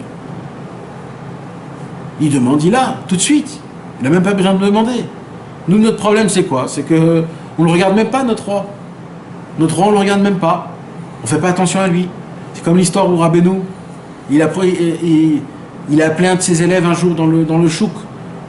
Il a appelé, il l'a amené, il était en plein milieu du chouk. Il lui a dit, dis-moi, t'as regardé aujourd'hui le ciel? Il a eu honte. Il a eu une honte. Parce que cet homme-là, avant, il était très pauvre. Et Rabbi Chaïka lui a dit à Rabbeinu, bénis-le, qu'il a de la bracha, qu'il a de la parnassa. Rabbeinu dit, moi, j'ai pas de parnassa à lui donner. Si tu veux, donne-lui toi de la parnassa. Et tellement il avait d'habitude, il a donné de la parnassa, il est devenu un businessman, le mec. Des années plus tard, Rabbi Chaïka, il a compris pourquoi Rabbeinu n'a pas voulu donner de la parnassa. Parce que je te donne de la parnassa et tu termines où? Dans un chouk, en train de vendre. Et là, Rabbeinu, il a dit une parole. Il a dit, tu vois là, tout le chouk, Rabbeinu, il habitait. Ils ont découvert aujourd'hui où était la maison de Rabbeinu à Breslev. Ouais. Ouais. Là où il habitait pendant 10 ans. Alors la maison... Celle qui a brûlé, ouais. Et bien là-bas, tu vois la photo, la maison de Rabbeinu, elle était au tout dernier, elle était en large, et tout autour, il y avait plein de maisons, très long comme ça, c'est très long. Et pendant tout ce chemin-là, c'était un chou qui avait plein de... Donc Rabbeinu était en face, il voyait tout. D'accord? Donc Rabbeinu, il vient, il dit à son élève, il dit, tu vois tout ça? Il dit, tu sais, dans 90 ans, dans 100 ans, tout sera pareil. Il y aura les mêmes marchands, on va vendre les mêmes pommes de terre, lui il va vendre du sucre. Mais la seule différence qu'il y aura, c'est qu'il n'y aura pas un seul de nous tous ici. Alors qu'est-ce que tu es en train de courir après quoi? Après quoi tu vas courir? Qu'est-ce que tu crois que tu vas changer le monde? Tu crois que tu vas faire quoi? Tout va rester pareil. C'est juste les gens qui vont passer d'un autre côté à un autre côté. Comment la vie se moque de nous? Comment la vie se moque de nous? On en fait trop, on en fait trop un quart de notre vie matérielle malheureusement. Mais combien on attend? Et on attend trop des choses qui sont pas, on n'a pas le droit d'attendre autant on n'a pas le droit d'attendre autant de la vie. Malheureusement on a trop d'émouna dans cette vie. C'est dans la Torah, dans les mitzvot qu'on doit avoir. Et c'est là mes amis, où le fils du roi, il était tellement en languissement envers sa promise, que quand l'empereur il lui a donné les papiers, les documents pour essayer de voir s'il peut gérer des pays, il n'arrivait pas. Et là, mes amis, il se passe un truc. Ça veut dire, en fait, là, le fils du roi, l'empereur, il l'a emmené chez lui à la maison. Il lui a dit, maintenant, tu vas vivre chez moi. Je veux voir comment tu manges, comment tu bois, comment tu dors, comment tu marches, comment tu parles, comment tu réclames, comment tu demandes. Je veux voir si vraiment tu es un vrai patron. Le pauvre, on l'a mis dans une cage. C'est comme ça. C'est la Midatadine. La Midatadine, elle essaye. Mais en vérité, là-bas, il se cache Hachem. Comment il se cache Hachem là-bas? Parce que qu'est-ce qu'il y a dans le palais? Il y a la princesse. Et c'est ce qu'il nous raconte Rabbeinu. Un jour, le fils du roi, il marche dans les couloirs du royaume. Et là, qu'est-ce qui se passe? Il marche devant des miroirs. Des miroirs qu'il y a dans des royaumes royaux. Et là, il voit quoi? Il voit d'un coup la princesse. Ce qu'il attendait toute sa vie, juste de la voir, Rien qu'il la voit, il s'évanouit. Elle voit qu'il tombe, qu'elle s'évanouit. Elle vient et c'est elle qui la réanime. Il le réveille, elle le réanime, c'est plus fort que ça. Parce que lui, il est tombé presque mort de languissement. Qu'est-ce qui est mort de languissement, mes amis? Toute cette histoire, vous savez, chez qui on peut l'expliquer? Avec Moshe Rabbeinu et Eretz Israël. Moshe Rabbeinu et Eretz Israël. Qu'est-ce qu'il n'a pas fait, Moshe Rabbeinu, pour entrer en Eretz Israël? À la fin du compte, Akadosh Baruch Hu lui dit, monte dans la montagne, vois là-bas tout ce que tu peux voir. Il est monté, il est mort, Moshe Rabbeinu, tellement il a de languissement qu'il n'a pas pu arriver en Eretz Israël. Parce que lui, il se voyait déjà là-bas, Moshe Rabbeinu. C'est des languissements. C'est pas de la tristesse, c'est des languissements. T'as pas le temps d'être triste. Quand tu languis, t'as pas le temps d'être triste, mon frère. C'est des languissements, t'es toujours en languissement, t'es en languissement.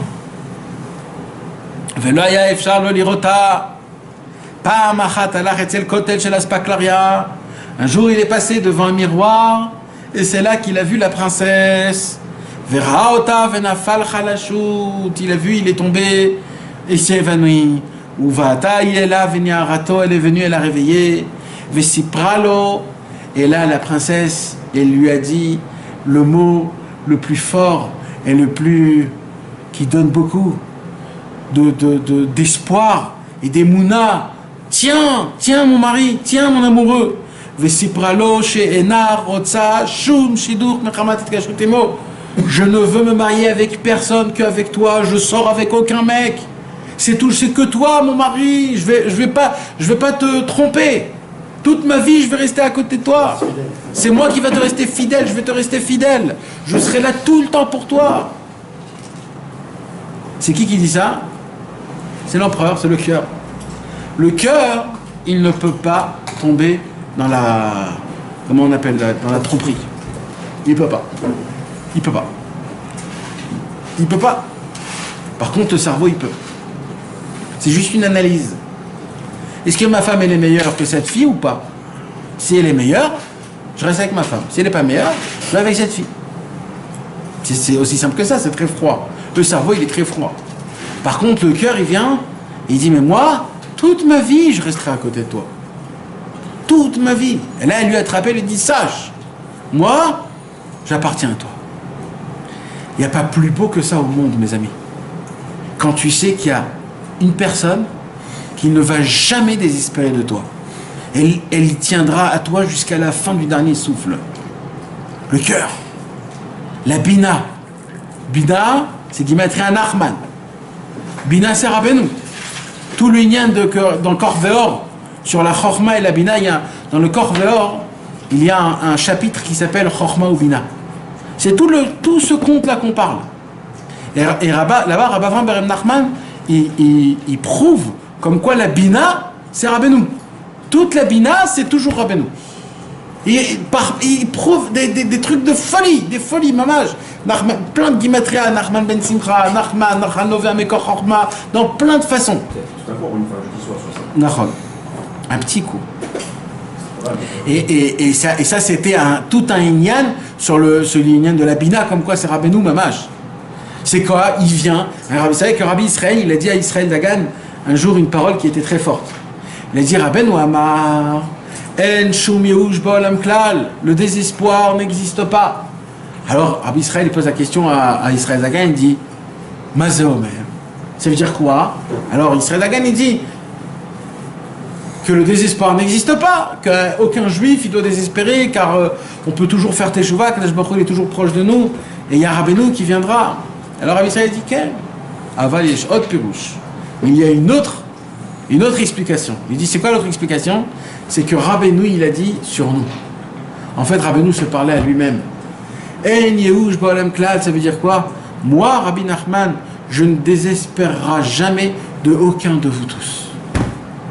C'est ça, En Yehush Ba'olam Klal. C'est la déclaration que Rabbi Nachman déclare. Que quoi? Vesipralo shena rotsa shum shidur mechamat ha'it kashrut imo. Mechamat ha'it kashrut imo. Quand un homme il vient, il s'attache à Rabbi Nachman, il dit Areni mekacher et tatzmi. Dès que tu dis Areni mekacher et tatzmi, Rabbeinu il vient et c'est fini. C'est fini. On a posé la question à Rabbi Israël. Il y avait malheureusement des cas où il y avait des problèmes chez les élèves de Rabbi Israël. les Haverim de chez nous, des Français surtout, ils ont beaucoup souffert dans leur vie, vraiment des histoires où il y avait des vrais problèmes. Et un jour, quelqu'un est venu, un homme très... il est venu chez Rabbi Israël, il dit Rabbi Israël, pourquoi il y a des trucs comme ça qui arrivent, pourquoi? Alors il a dit comme ça Rabbi Israël. Il a dit comme ça Rabbi Israël. Il a dit quand Rabbi Nathan il s'est rapproché de Rabbeinu et qu'il a créé un pacte, un lien, comme quoi toujours je serai avec toi, il dit Rabbi Nathan. Qu'est-ce qu'il a fait? Rabbeinu il a dit à Rabbi Nathan, je t'ai mis dans mon sac.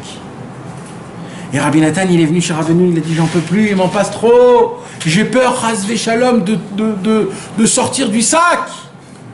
Rabbeinu il a dit ne t'inquiète pas, je l'ai bien fermé. Ça c'était les paroles de Rabbeinu. Et les paroles de Rabbi Israël c'était quoi?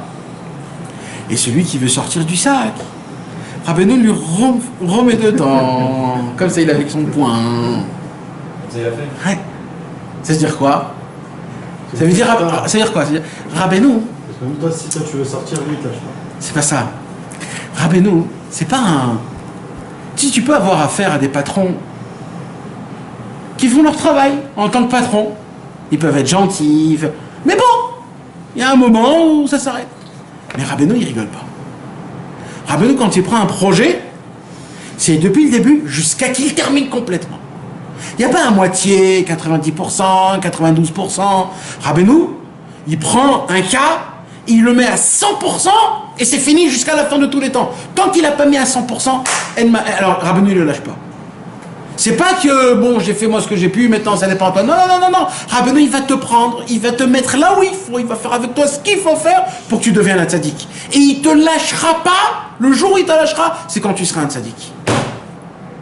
C'est ça en fait ce qu'il a dit Rabbi Israël. C'est-à-dire, même vous, d'accord, vous en avez marre parce que vous êtes des Français, alors vous voulez de temps en temps aller en vacances, faire le truc, etc. Rabbeinu, il dit, moi je serai avec vous là où vous y serez. Vous devrez faire Chatzot là où vous y serez. Vous devrez faire Idbo des doutes là où vous y serez. Vous devrez faire tout ce que je vous dis là où vous y serez. C'est pas parce que tu es à droite, à gauche que tu peux pas faire ces choses-là. Je vais te tenir, je vais t'attraper parce que dans tous les cas, il faudra que tu appelles Hachem. Dans tous les cas, il faudra que tu appelles Hachem. Et dans tous les cas, il faudra que tu espères que Akadosh Baruch Hu, et personne d'autre. C'est ça qui nous apprend Rabbeinu. Et sinon, tu vas en recevoir des coups jusqu'à ce que tu vas le comprendre. C'est ça le travail ici. Et c'est ça qu'il lui dit. Si tu as fait l'Aïd Kashrut, tu es venu à Ouman, tu as fait l'Aïd Kashrut, alors là c'est fini. Rabbeinu il t'a mis dans ton sac et dès qu'il t'a mis dans ton sac. Maintenant il y a une petite question. Là il dit comme ça que le fils du roi, il se languissait énormément. Et il ne pouvait pas l'avoir. Donc là on a un problème. C'est quoi notre problème? Notre problème c'est que le fils du roi n'arrive pas à voir sa princesse. On avait expliqué tout à l'heure, c'est que quand des fois un homme, il essaye de rentrer dans le service divin, et qu'il y a des années qui passent, et il voit que ça n'avance pas, et qu'il n'y a pas de nouveauté. Et là, qu'est-ce qu'il dit Rabbeinu? Il est passé devant un miroir, et il a vu. Ah, moi je veux savoir c'est quoi le miroir. Si tu me dis que... Non, il a vu la princesse. Mais maintenant, grâce à quoi? Au miroir. Donc c'est quoi le miroir? Si tu as vu ta princesse, ça fait tant longtemps. Tu es passé devant un miroir. C'est quoi le miroir? C'est toi. Ouais. Parce qu'Hachem, il a un vélo. Non, c'est pas ça. C'est plus simple que ça. Pourquoi? Il a un vélo roué. Ouais. Alors Hachem, il t'ouvre les yeux. Mais c'est pas pour que tu vois le monde, c'est pour que tu te vois à l'intérieur. Rabbeinu dit que la femme c'est le miroir. C'est ça. Ouais, mais comment? Quoi, comment? Comment d'un coup il s'est vu le monsieur? Il vaut des doutes. Ah, Il s'est vu. C'est magnifique qui s'évanouit. Il s'est accepté. alors voilà, mes amis, écoutez bien. Ça c'est la Torah. Ça c'est la Torah.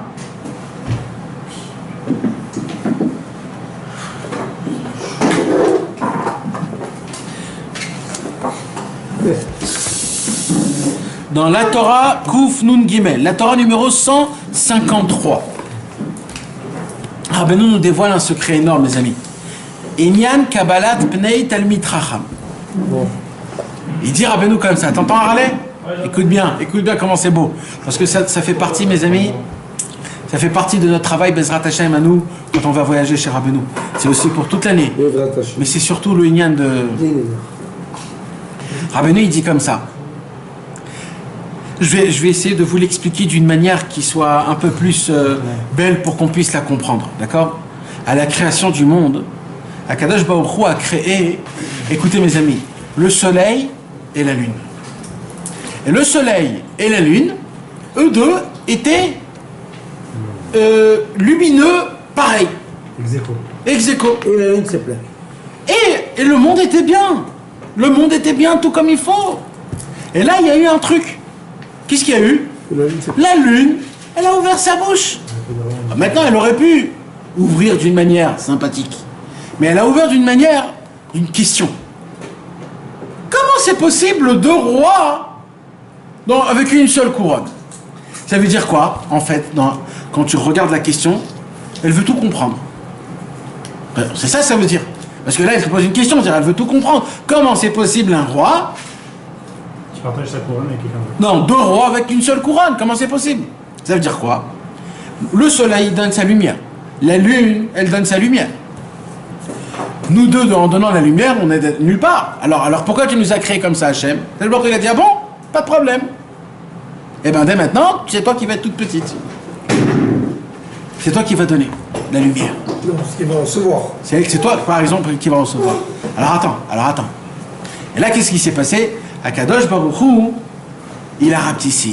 Et là, il a créé le Midrash, il commence à faire une discussion énorme avec Dieu et la lune. Jusqu'à que tu te poses la question, comment c'est possible un truc pareil? Jusqu'à que Dieu demande pardon à la lune. Dieu demande pardon à la lune. Jusqu'à que tous les Rosh Chodesh, ça devient le Yom Kippour d'Akadosh Baruch Hu. C'est pour ça qu'Rabbeinu dit que tout le Shoresh de la Teshuvah, c'est grâce à Rosh Chodesh, parce que c'est Hachem lui-même qui fait Teshuvah. Comment? La lune, elle voulait en fait pas s'agrandir, mais elle voulait en fait se diminuer par rapport au soleil. Non. Au contraire, elle voulait s'agrandir. Non, moi c'est la question, ce qu'il dit. Non, ni ça, ni ça. Elle voulait juste comprendre comment ça doit fonctionner. Elle voulait juste comprendre. Elle s'en foutait, en fait. Elle voulait juste comprendre qu'est-ce que Dieu il voulait. C'est-à-dire, elle est rentrée dans une place qui ne lui appartient pas. Ça ne lui appartient pas. Donc, tu as créé comme tu as créé. Qu'est-ce que tu poses des questions? L'arbre, il a posé la question pourquoi un autre arbre, il va donner un autre fruit? Non. Lui, elle a posé la question.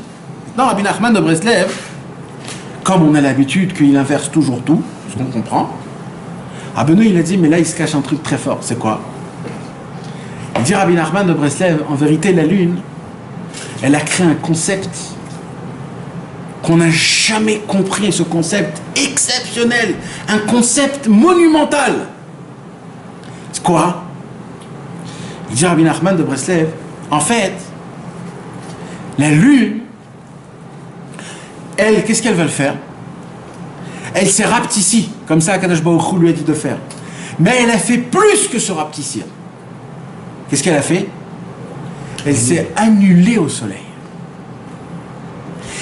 Maintenant, elle a compris que si elle s'annule au soleil, elle pourra refléter le soleil mieux que le soleil. Et refléter la nuit et le jour. D'accord ou pas? Parce que toute la lumière que la lune ressort, c'est que du soleil. Tu la vois en plus. Et le plus beau de ça, c'est quoi? C'est que ça éclaircit la nuit. Ça veut dire juste ce qu'il faut pour que tu voies la nuit. Parce que Bémet, c'est comme ça. Nous, aujourd'hui, on ne fait pas attention parce qu'il y a des lumières partout. Mais les Breslev qui font la forêt à Hitbodedut, c'est pas pareil le 15, le 16 et le 14. Quand tu fais Hitbodedut, tu vois tout. Parce que le 1, le 2, le 3, tu flippes. Mais le 14, 15, 16, 17, tu vois mamache tout. Tu vois mamache, tu vois réellement. Maintenant, c'est quoi la beauté? C'est parce que, puisque la lune, elle s'est annulée. T'imagines, elle a respecté sur le soleil. Et maintenant, elle s'annule. Et quand Akadosh Baruch Hu, il a vu que non pas qu'elle s'est éteinte, mais elle s'est annulée au soleil. Le fait est qu'elle s'est annulée du soleil, ça a fait quoi? ça a fait qu'elle a reflété toute la lumière du soleil. Et Akadosh Baruch Hu lui a promis à la lune. Qu'est-ce qu'il lui a promis? Il lui a promis que quand Mashiach viendra, quand le tikkun il sera réparé, c'est elle qui sera le soleil. Elle sera le soleil en elle-même, celle qui va rugir la lumière du soleil. Elle va devenir le soleil va avoir 7 fois la force qu'il a aujourd'hui. Ah, elle va pas s'inclure dans le soleil. Non. Mais elle va monter de niveau du soleil. Ça veut dire elle va reprendre cette force. Le soleil aussi va grandir. Le soleil, oui. Quelle différence ça va être en fait? Elle sera toujours. Parce que normalement, Kadosh Baruch Hu, il a dit qu'elle doit être petite, et ça doit être petite. Parce que toute la grandeur du soleil, de la lune, c'est en fait les étoiles. Normalement, toutes les étoiles, c'était la lune à l'époque. Il n'y avait pas d'étoiles, il y avait la lune. Ah ouais. Il y avait le soleil et la lune. C'est comme ça qu'il a rapide. C'est comme ça. Et après, il a éclaté la lune. Ça veut dire, en fait, il y aura toujours les étoiles, mais il y aura en plus de ça la lune. Ça veut dire, la lune va lui appartenir tous les étoiles, et elle sera grande comme le soleil. Donc elle a reçu en plus de... Grande comme le soleil, c'est sa place initiale. Hein? Grande comme le soleil, elle retrouve juste sa place, en fait, parce qu'à la base, elle était comme le soleil. En plus. Non, mais à la base, il n'y avait pas les étoiles. Là, elle aura et les étoiles et ça. C'est le brisé et l'entier. Exactement. Les deux en même temps, le Yichoud, Mamach. Maintenant, pourquoi je vous dis ça? Il dit Rabbeinu un Chidouche Gadol dans la Torah 153. Il dit Rabbi Nachman de Breslev, le soleil et la lune, c'est Moshe et Yehoshua. C'est le Rav et l'élève. Comme chaque Rav, il y a un élève. Et comme chaque élève, il se croit attaché à un Rav, de quelque part. Mais en vérité, c'est très dur d'être attaché à un Rav. Béhémet, d'être un vrai Talmid devant un vrai Rav. Il dit Rabbi Nachman de Breslev, vous voulez savoir c'est quoi qui s'appelle vraiment un Rav et un Talmid? C'est quand le Talmid, il s'annule comme la lune au Rav. Ça veut dire quoi? Ça veut dire que le Talmid, il s'annule totalement jusqu'à qu'il devient comme la lune, que la lune, toute la lumière qu'elle reflète, elle reflète à 100% le soleil. Si la lune de elle-même, elle a de la lumière de elle-même, c'est pas bon. Mais c'est pas normal de dire, ben oui, c'est parce que normalement un élève, c'est un élève, on est des hommes, on est des êtres humains. Non, toi tu dois refléter que la lumière du tzaddik, mon frère. Tant que tu reflètes pas la lumière du tzaddik, t'as un problème. Comment on arrive à ça? Il dit Rabbeinu, très simple. La simplicité, la tmimout. Parce que, pourquoi j'arrive pas à m'annuler? Il dit Rabbeinu, parce que je crois que j'ai de la pensée, je crois que je suis sage, je crois que je réfléchis, je crois que je comprends, donc je me crois moi-même. C'est pour ça que l'empereur, il a voulu briser le cerveau. La Bina a voulu briser la Chorma. Parce que la Bina ne supporte pas la Chorma. La Chorma, c'est je pense, je crois, je réfléchis, j'analyse et j'ai... Le cœur, il dit, mais tu te prends pour qui, toi? Mais des gens comme toi, il faut les casser. Il faut que tu t'annules totalement. Il faut que tu t'annules, la Chorma, tu dois l'annuler, pour que tu puisses vraiment recevoir de la vraie lumière. C'est pour ça que c'est ici l'empereur qui fait le travail. Parce que le cœur, il ne peut pas supporter ça. Et c'est ça ce qui se passe. Là, il se passe un problème. C'est le combat entre la lune et le soleil. Le combat entre l'empereur et le roi. Le Rav et le Talmid. La Chorma et la Bina. Le cœur et le cerveau. C'est un vrai combat qui est le même tout le temps. Il se répète encore et encore. Tout le problème, mes amis, qu'on n'arrive pas à recevoir personnellement de Rabbeinu, c'est parce qu'on a encore du Nathan usant en nous-mêmes. Chacun. On a chacun notre personnalité. Toute personnalité qu'on a empêche la lumière du tzaddik de pénétrer en nous.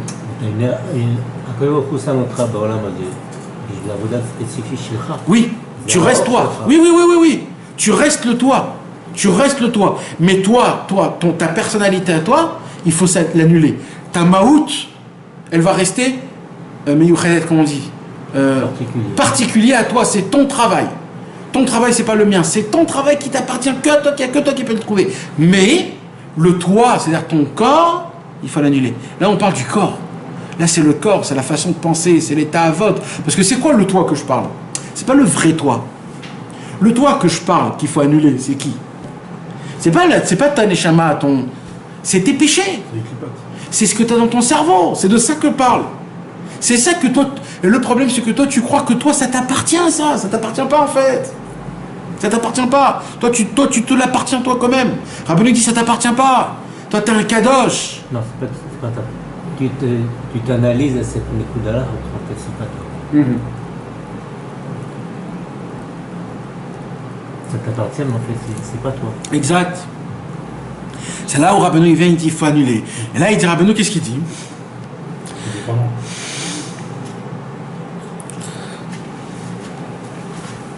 Qui a levana et la or me'atzma. La lune, elle n'a pas de lumière d'elle-même.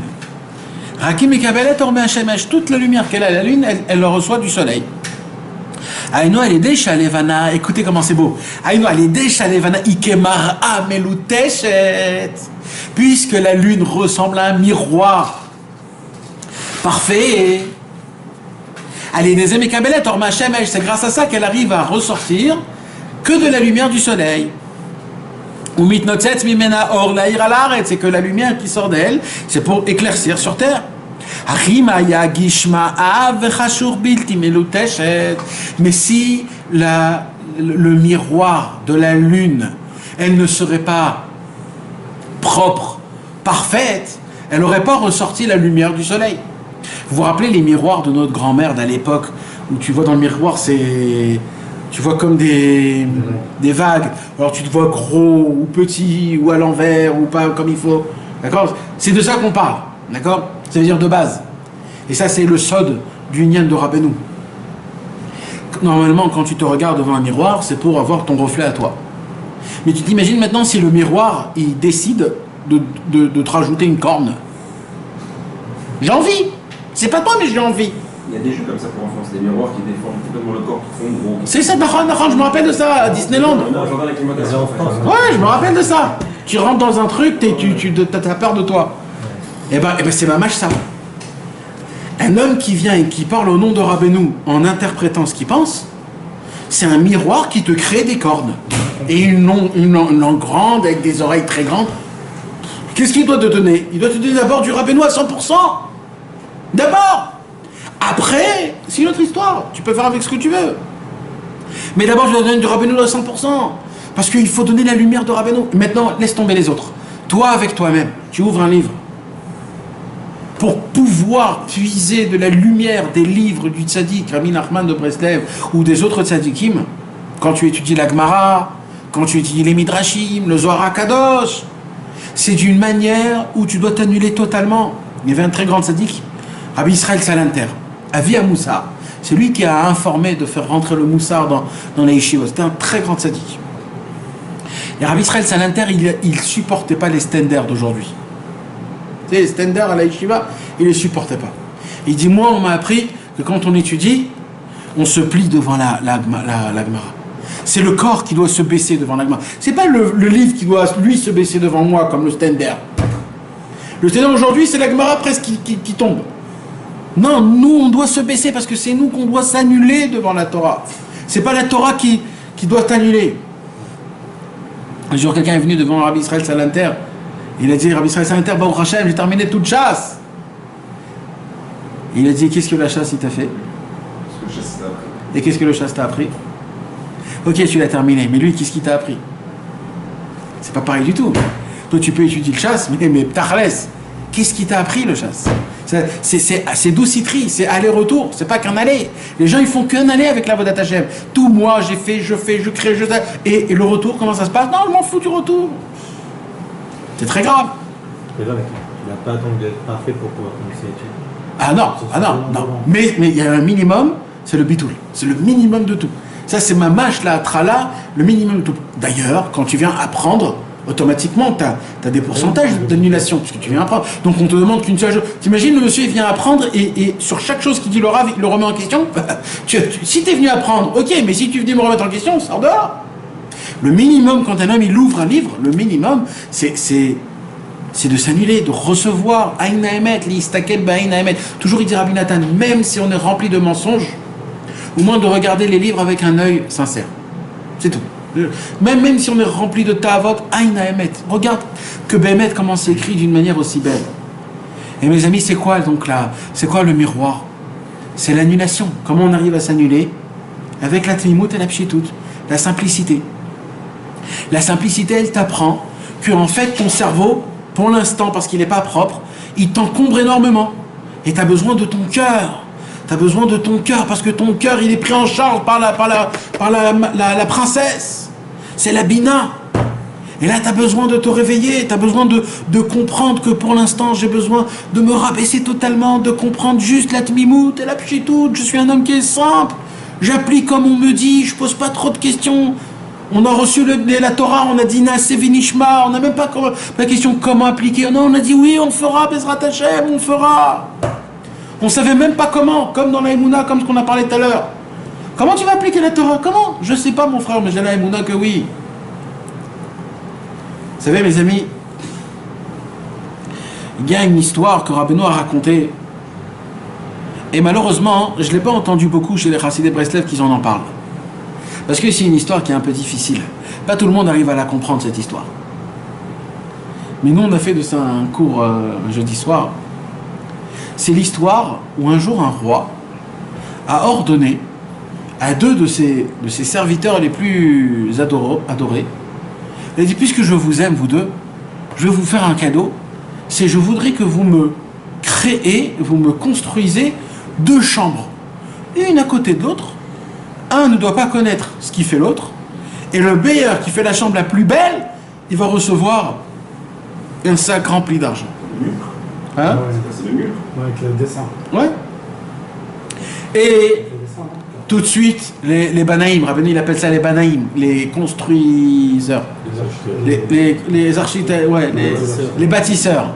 Tout de suite, le premier bâtisseur, il vient. Tout de suite, il est parti, le roi. Il s'est mis au travail. Il a fait des trucs. Il a construit il a peint des trucs de folie. Il a fait un exceptionnel. Et l'autre, il s'est dit, ça va, j'ai le temps, moi, jusqu'à qu'il revient, le roi, dans un mois. J'ai devant moi 1 mois, 4 semaines, 30 jours, c'est beaucoup. Il n'a pas besoin trop de me casser la tête. Et il est parti pendant ce temps-là, chez lui à la maison, il a pris son temps, il est parti en vacances avec ses enfants, il les a fait faire kiffer, etc., etc., etc. Et d'un coup, il se dit, oh là là, j'ai pas vu le temps passer, c'est demain qui vient le roi, j'ai rien foutu, comment je vais faire? Il passe comme ça de côté, il dit, oh là là là là là, qu'est-ce que l'autre... Il n'arrivait pas à voir ce qu'il avait fait, mais il a dit, je m'imagine ce qu'il fait, j'entends les trucs, etc. Bon, il ne savait pas quoi faire, Il dit, qu'est-ce que je vais faire? Alors il dit, bon, je vais aller à Tambour, je vais acheter, vous savez, à l'époque, les miroirs. Comment c'était les miroirs à l'époque? C'était de la peinture noire, c'était du vernis. Non, c'était du noir, c'est de la peinture noire, mais qui n'était pas noir Béhémet. C'était du noir transparent. C'était du noir, en yiddish, on appelle ça... Avec un reflet. C'est sûr que ça va beaucoup nous aider.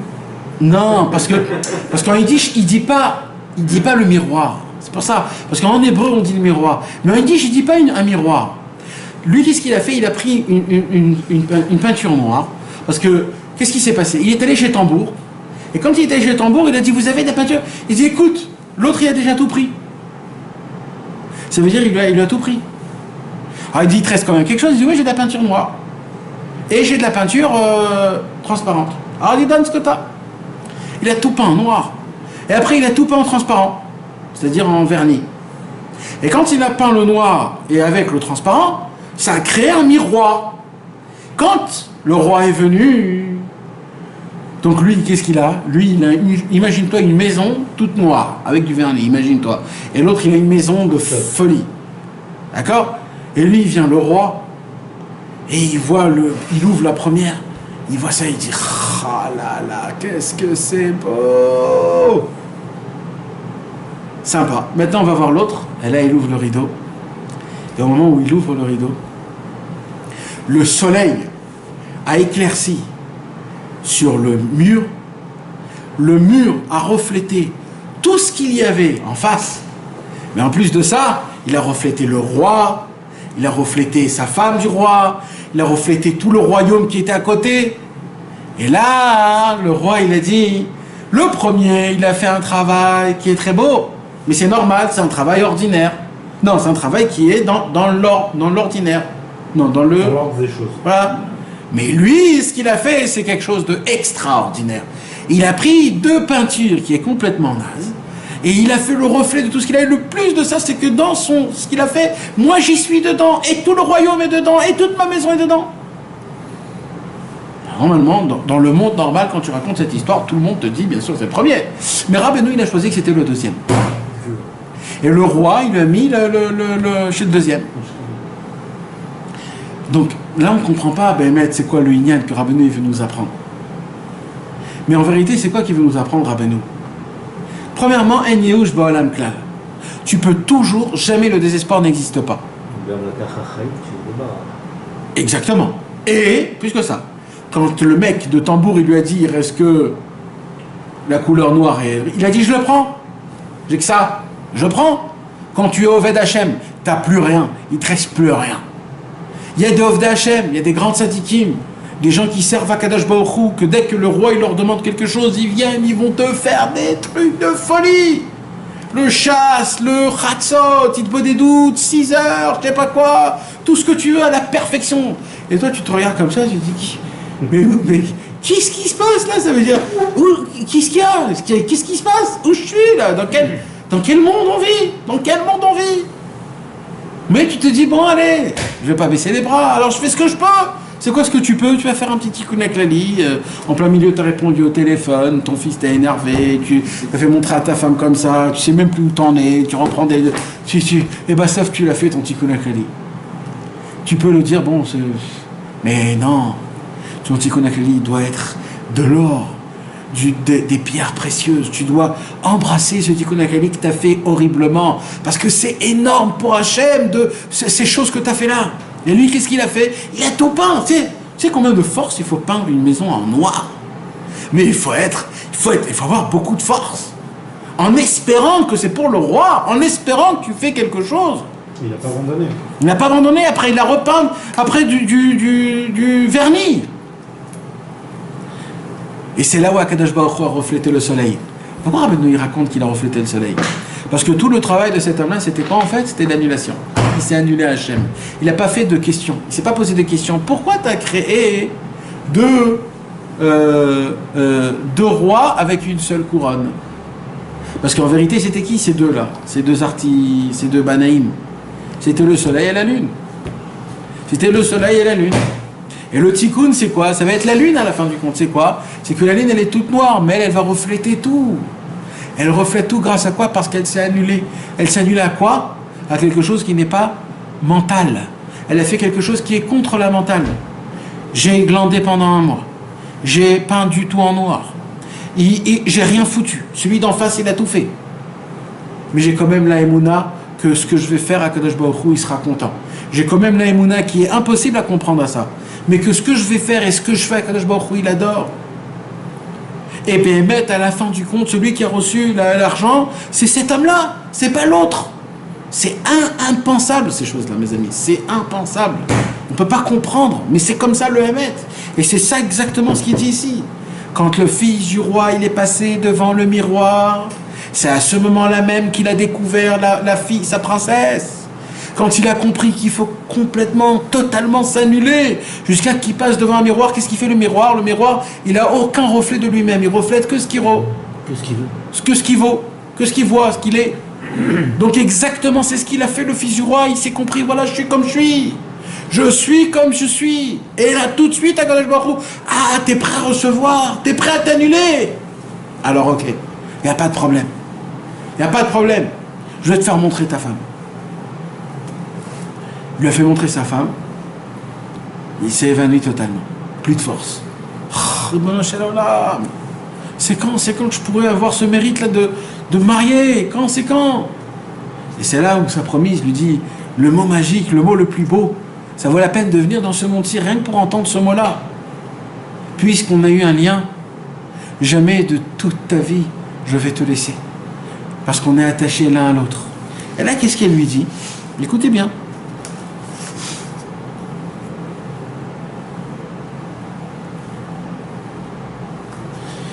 Un jour qu'il alla le long du mur, des miroirs, il l'aperçut et s'évanouit. Elle le rejoint le réanima et lui déclara qu'elle ne voulait se marier avec personne, étant donné leur alliance. Il lui dit, que faire? Ton père n'est pas d'accord, j'ai compris déjà, ma chérie. Ton père ne veut pas que ce mariage se fasse. Le cerveau ne peut pas se marier avec le cœur, c'est impossible, c'est deux choses qui sont impossibles, c'est impossible. On a beau tout essayer de faire, c'est impossible. Et là, qu'est-ce qu'elle lui dit? Ve'amra afal piken. Elle répondit quand même. Quand bien même. C'est quoi cette réponse? Si ton père il veut pas, alors qu'est-ce que tu dis quand même? Tout de suite après ça, qu'est-ce qu'il dit? Tout de suite, qu'est-ce qu'il dit après? Puis, ils décidèrent de s'enfuir sur la mer. Après qu'il a dit à Falpiken, elle qui a dit à Falpiken, après ils ont trouvé un conseil de peut-être s'enfuir. Donc déjà, elle dit quelque chose qui n'est pas normal, qui n'est pas logique, et après ils rentrent dans la logique.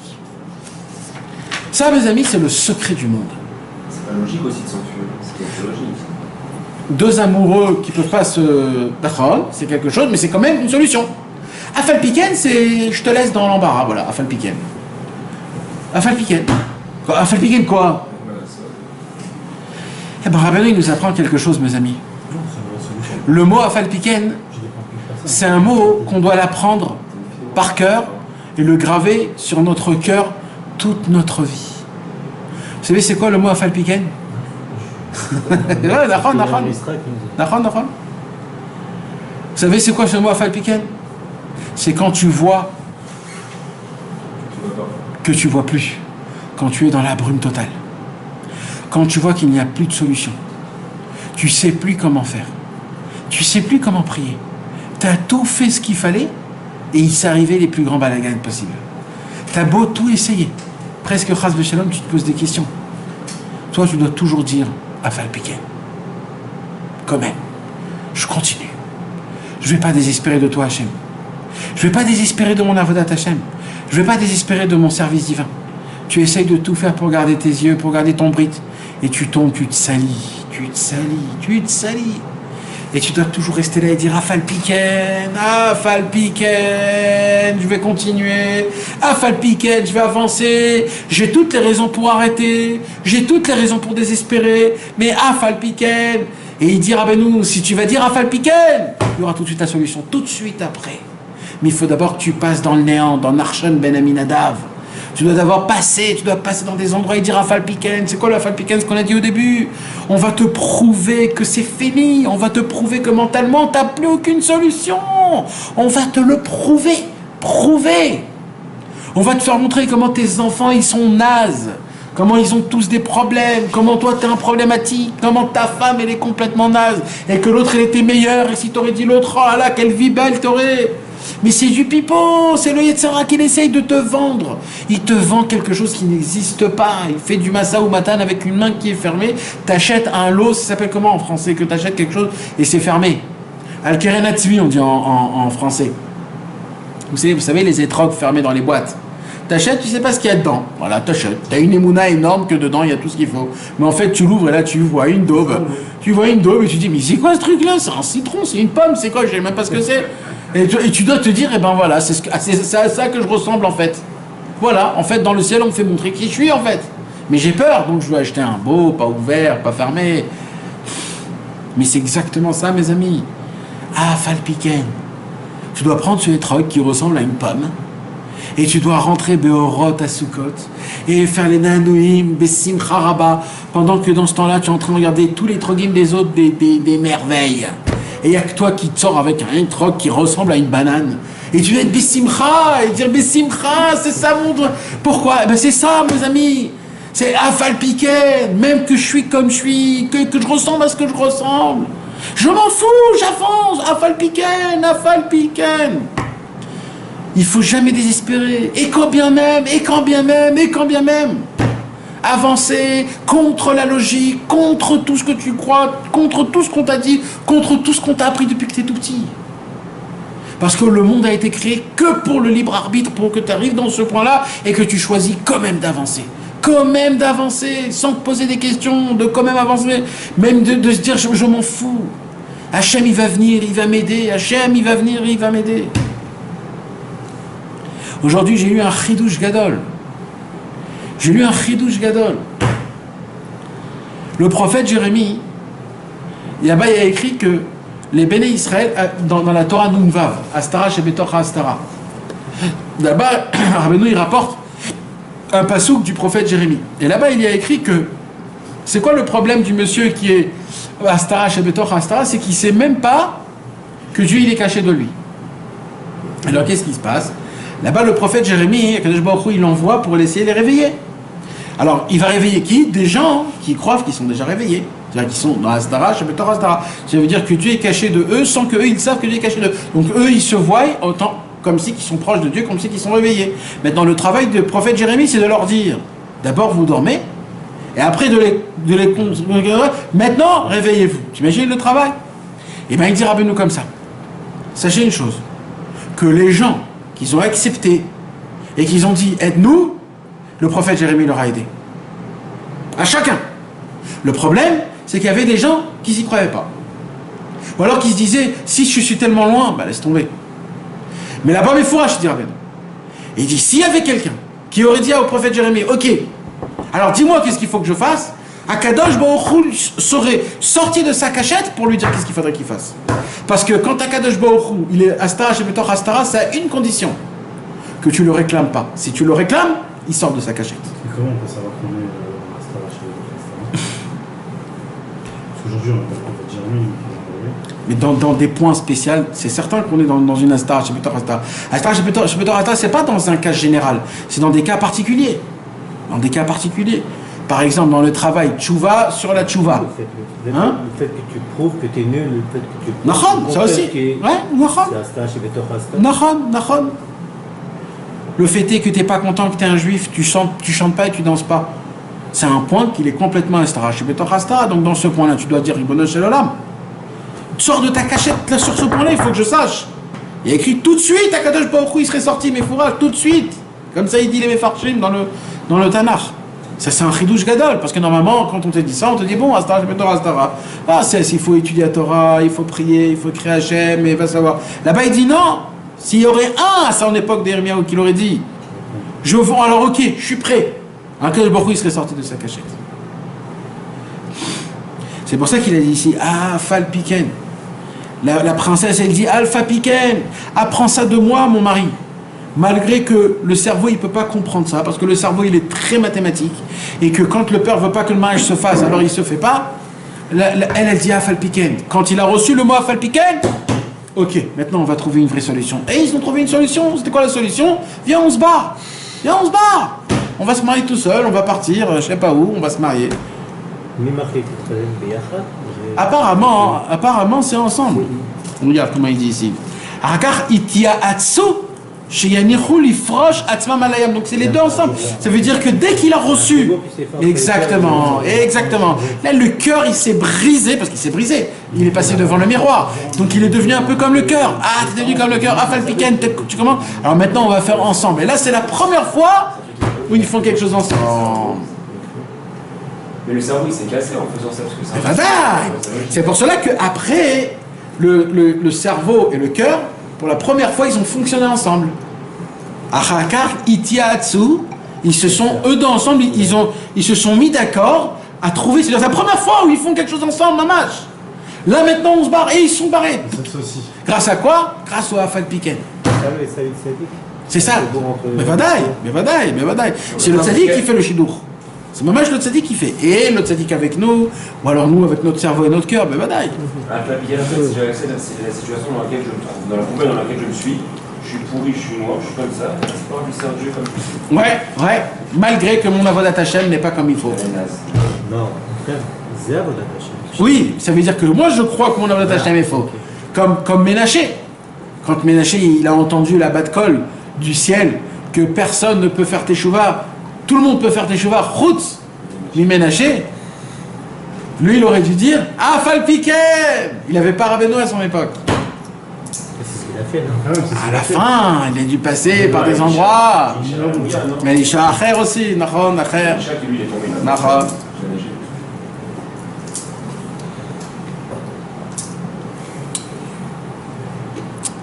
Voilà mes amis. C'était un petit peu...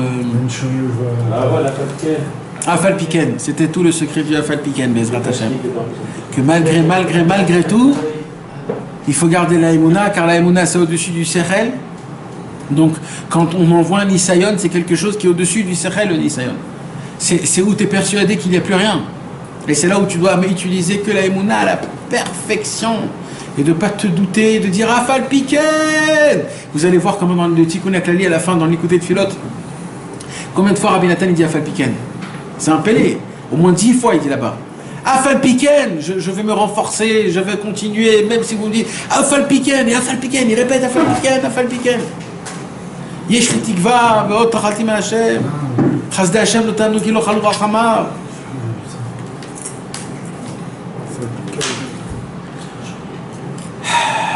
Bezrat Hashem, qu'Akadosh Baruch Hu nous donne la force de ne jamais désespérer, de toujours dire Afal Piken, de toujours avancer et de servir Akadosh Baruch Hu avec notre cœur et notre cerveau, Bezrat Hashem, en même temps, tout le temps, Bezrat Hashem.